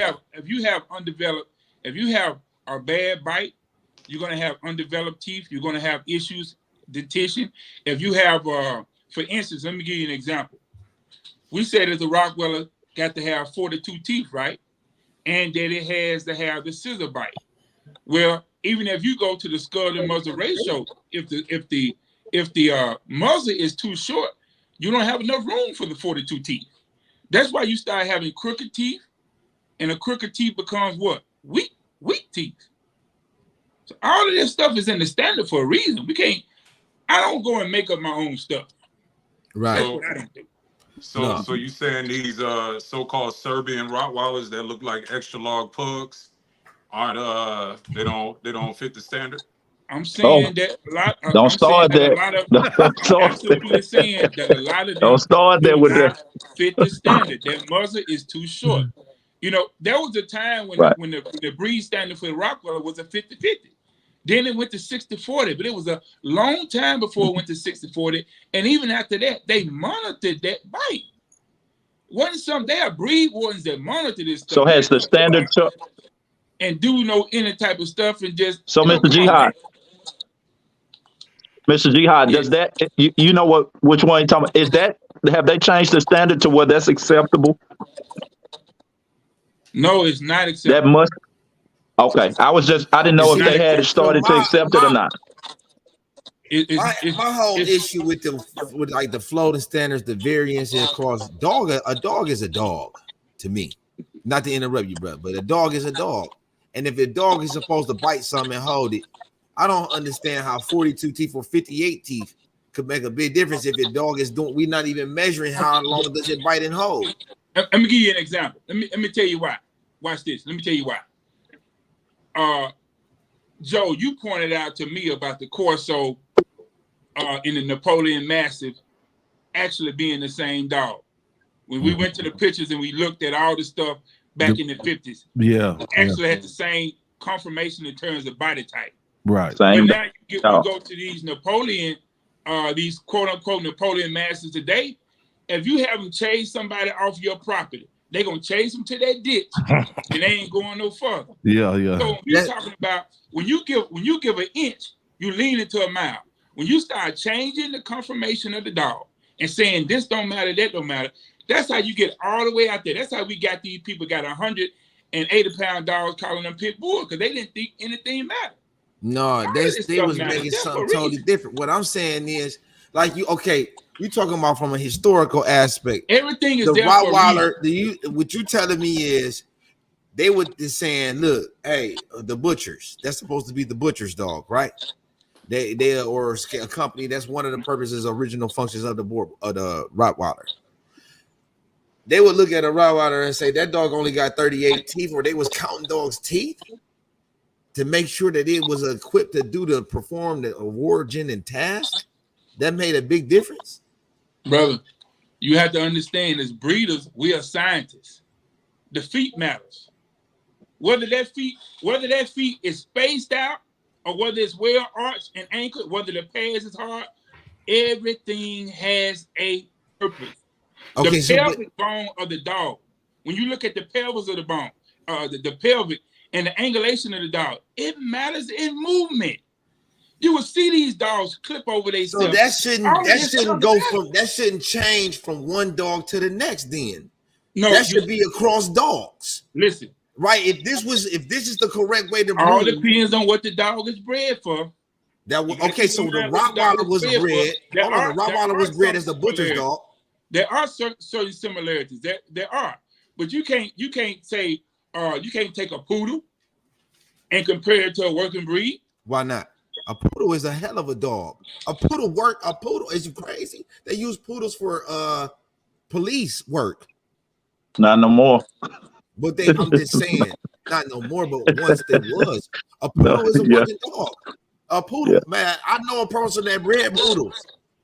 They big, they strong. I'm gonna tell you something. Our As great human beings, grandpas plowed a field of 50 acres by hand, but we don't necessarily as do it. human beings, we believe in advancement. We believe in making things better. And if we Yeah, can yeah. scientifically see how to make something better, that's what we should be doing. How to make it better. Better at what? We might as well go back to driving horses and buggy, man. Why? Just leave it like that. Just drive horses and buggy. No, I'm saying you said making it better. You saying it's improving at what? So let me think. Let me ask what I believe he's asking, and correct me if I'm wrong, Jordan. If I ask it in the wrong way, right? So, based off the original creators of the Rottweiler and the Corso, right? Because that's what I deal with too, Rottweilers and Corsos. I got 2 Corsos and a You saying the Rottweiler in my house creators? right now. Who is the creators? The writers of the standard? No. The original creators of the breed. So I'm assuming they will be the writers of the original standard. I don't know who the writers of the standard is now. You know what I'm saying? Right. But the original people that came up with the concept of the Rottweiler and the Corso, right? They had a vision in mind. When they finished putting that dog together, we got the Rottweiler. I know it doesn't look like the Rottweiler that was created then, right? The Rottweilers now don't look like the Rottweilers back then. So, what I guess the question is, who made the decision to say, like, hey, when What's they right and created what's this wrong? dog, yeah, like, at what point are we kind of playing God, so to speak? Because, again, these people created these dogs, and they created a finished dog, and we started purchasing these dogs based off what they created. So, who gave who the red light to say we need to change this because they didn't do that right? Hold on 1 second. Hold on 1 second. I'm gonna explain it to you this way. Hold on. Give me 1 second. What I'm saying though, that I just want to make sure that I'm further clarifying my point. What I'm saying is, if we're testing a dog ability to run, and we're saying that this is the perfect set, rear set for running, and we look, so that would mean the Greyhound. Can I share something with you all? Let me share this with you all, brother. This is a brief history summary. I'm gonna read literally one sentence.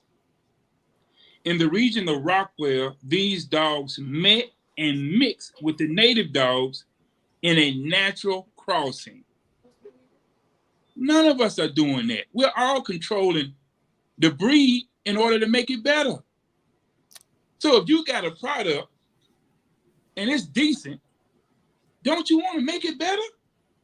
So people that came along scientifically looked at the dog and see which bite is the best bite. We got several bites. We're not all scientists. No, this is what they did. This is how they made up the dog, the bite. Heavy boxing in it. Hold on, let me say something real quick. This is how they made up the standards. The dog shows, if you look at the history of breed standards, it was people that just sat around and started writing up what they thought was right and wrong. It had nothing to do with the dog ability. It was like people just hanging out at the end. Once these dogs left usefulness, once the industrialization of the global, everything in society was has law and order. Everything from your religions to your government, everything has a standard. Brother, we got to have standards, but other than that, no doubt, be all the way in left field. I'm just no doubt. Right? No, I agree. I agree 100%. We definitely got to have standards, but I'm saying it should be meaningful. I like what you're talking about, the data. I like what the things that we have to do to quantify the breeding value. I like the measurements, the breed suitability test. I like accuracy in recording. All I'm saying is some of the conformation stuff, some of it is deceptive because they writing it and shifting it towards their preferences. That's true. That's true. It doesn't necessarily. It's not always written. That's what I said at the beginning. Yeah. Right. So let me ask you this, Mr. G, how long have you been showing? How long have you been That goes showing? back to bios too. If you know that it's going to cause a problem for this dog to have a short muzzle, that he's not going to be able to breathe properly, and you're buying dogs like that, and you're putting dogs out like that. Once again, it goes back to where your integrity at as a breeder, as a buyer, as a trainer, as a handler. It all goes back to that. At the end of the day, you could change anything that you want to. Anybody could change. You got to remain true to what you know is right. That's what I was going to ask. That's what I was going to ask, Jordan. I was going to ask if you had problem with the AKC standard. Do you yourself have a standard in mind for you? No, I got AKC dogs. It did. I breed to what I feel. I'm talking about for totality. So, like, I do have a dog that when I pop out, man, this dog is so impressive, man. He's big, he's strong, he got big, thick bones. I'm talking about you gonna be like shocking or blew away. Anywhere I go, it's a dog show. It could be the gas station or anywhere, people stopping, cars slowing down, and like they want to come out and pet the dog. But this dog is weak to me, right? This dog got some serious deficiencies. He's not my kind of dog. Like I don't have no desire to have him in my home because he's soft. The dog that I really love, yeah, he is. The dog that I love is hard. Nobody likes him though. You know what I'm saying? He's 126 pounds, 100, and I run him. You know, he can go anywhere with me. He's a very versatile dog. Everything. He's the ideal dog. So the point that I'm making is you got to breed for what you want.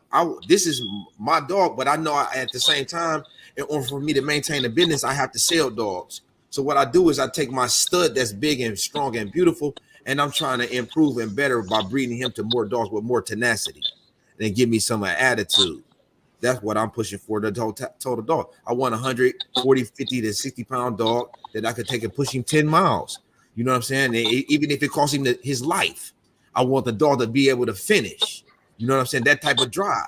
You know what I'm saying? And 140 pound pop, which is 160 pound dog, or maybe even 170 pound dog, which is against nature's law. Is not the norm. That'll be an exceptional goddamn dog. That's an exceptional dog. Can I buy it? Can I buy that mother? Can I buy that mother? That'll definitely be the best dog in the world ever seen. Man, shit. That'll definitely be a once in everybody's lifetime dog. Yeah, all the way. Yeah. But I think what a lot of times what we get caught up in is when people say standards, it's usually a group.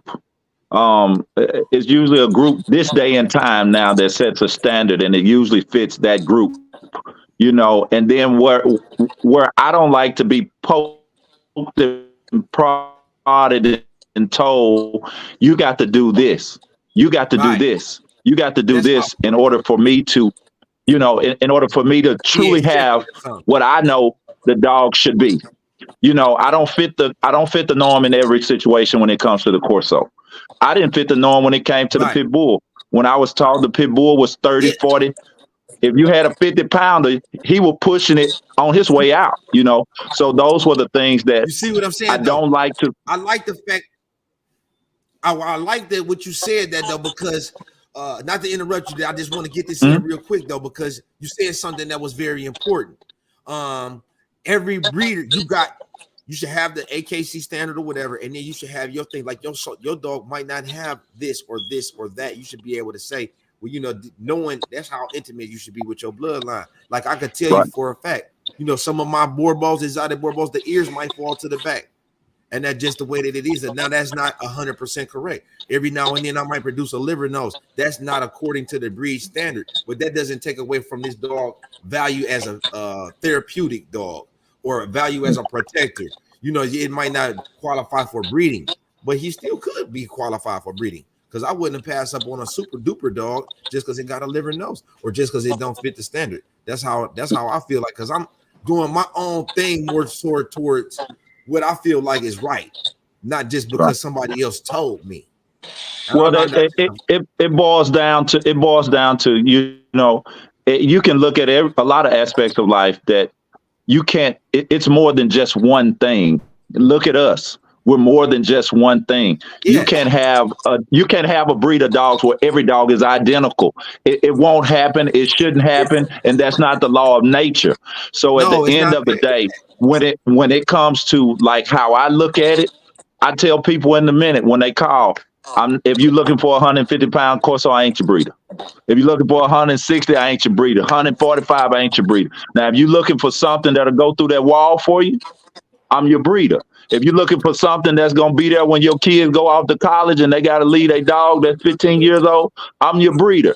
So at the end of the day, they can set out a standard. But then when you take on the responsibility, and I'm not disagreeing with you, Mr. Jihad, no shape, form, or No, fashion, and because I told you from the beginning, I feel that conformation and functionality should go hand in hand. And yes, sir. that usually falls under a standard. But at the same time, as long as I've been doing, I never bred the biggest Corso. I'm not a big Corso kind of guy. I'm a Corso guy that it'll do the things that I told you it would do. And I don't knock. I got some partners that got 145s, 155s, and they're functional. Okay.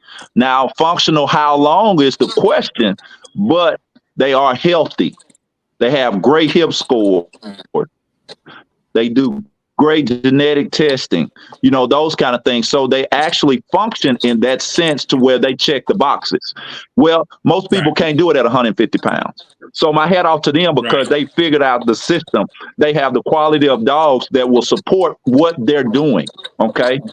And they're not having to go buy this and buy that and try to put it together in order to do it. And then there are single families that are suffering behind your experiment. But at the same time, I know for a fact, you can't walk in my yard and tell me you got to do it this way or you got to do it that way when it comes to what I'm doing the way that I choose to do it. And that's just my prerogative, and if it hits the mark of where it's supposed to be, great. If it don't, the work is on me to fix it and continue to better it. For sure. Yeah. For sure. It's all about improvement. And you got to have just an idea what is improvement for you. What does that mean to you? Be able to just explain that to people. And then, but you got to be realistic. You got to be realistic in it too. And not saying it's about more to me, it's about transparency and honesty, right? Yeah. Because not every dog is not, this is the 100% ideal correct when it's the standard. No dog is going to mirror the standard 100%. Or maybe it does. But that's why they keep changing them. You know what I'm saying? I feel like you should be able to say up front, keep everything across the board. No, this dog ain't gonna be 160 pound or whatever according to the standard, but he can still be correct in this way or this way or this way. And and let people know what they're working with, exactly what you're working with, or the best to your opinion. But a lot of times, I think it's just people not studying. They're not really observing the dogs. Or some people are. I don't want to say that. My hope would be that many people are, making these observations and able to identify these traits and characteristics and tell people, their potential clients, the best information that they could possibly have. Gotcha. Fellas, it's been going 2 hours. Y'all can go all night long. I just was getting warmed up. You know what I mean? If y'all tired, y'all can go ahead and retire. We old, man. No, it's all love, man. It's all just joking, man. Yeah. Just a little kick it back and forth. That's all, man. I really, man, I learned a lot tonight, though. I really did. And it was enjoyable. It was quite an experience. It was quite an experience. I enjoyed talking with y'all, man. Hey, I think the funniest thing I learned tonight when you said your dog bit 13 people. Right. Yeah. I said, oh no, I gotta stop this. Hey, them 13 people must love you because you still got him. No, she's gone now. That was my first dog. But yeah, no, it cost me a lot of money, a lot of little situations. Didn't cost me too much. My one dude, I mean, it was a lot of people that was close to me. You know, I don't Yeah, have y'all got to go back and watch Jordan's first interview with me. He goes a little bit more in depth on it. Yeah. Yeah. But we got to do this more often, y'all. We got to do this more yeah, often. we really need to do this more often. Especially with you know, everybody being able to introduce themselves and kind of get the audience familiar with what, you know, their positions and stuff. You know, we know what's going on. Now we can get into some different topics and stuff, you know, about like have different questions, and you know what I'm saying, and just take turns answering them.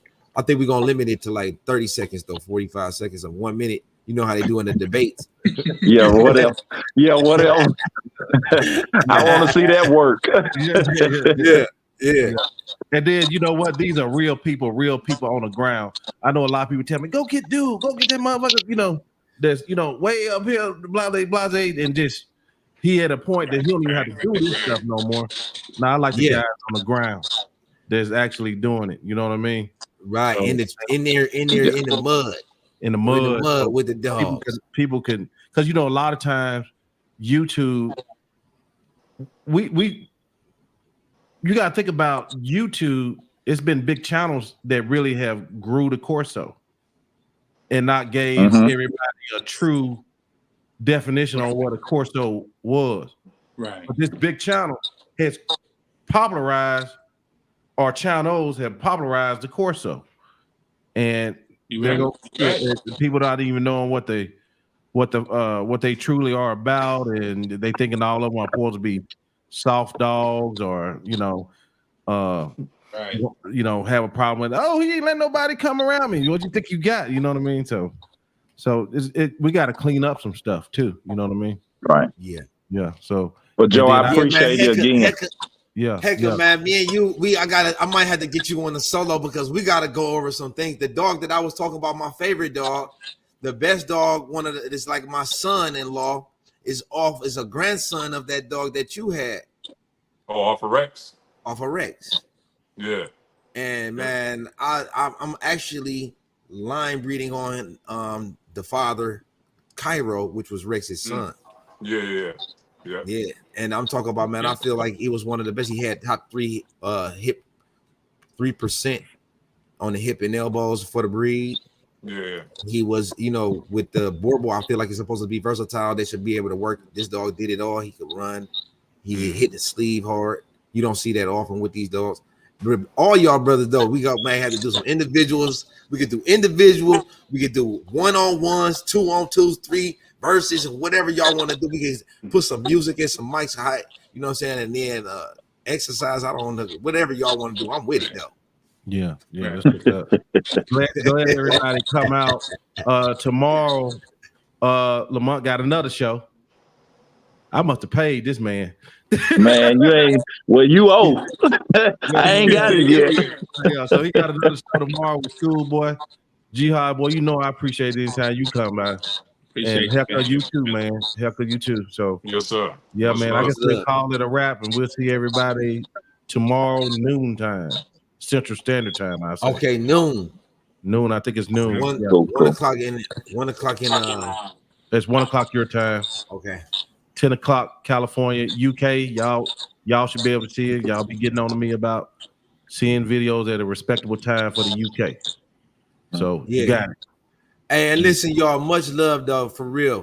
I got mad respect for everybody. Everybody, I appreciate your contributions. You know, I'm just really trying to keep it interesting. That's all. You know, keep it going. And no disrespect. I don't mean to be cutting nobody off, but I got to get my words in too. Right. Yeah. All right, guys. All right, this is a classic. See y'all tomorrow. All right, the first time in history, y'all. I can't wait to do it again. Yeah. Yes, sir.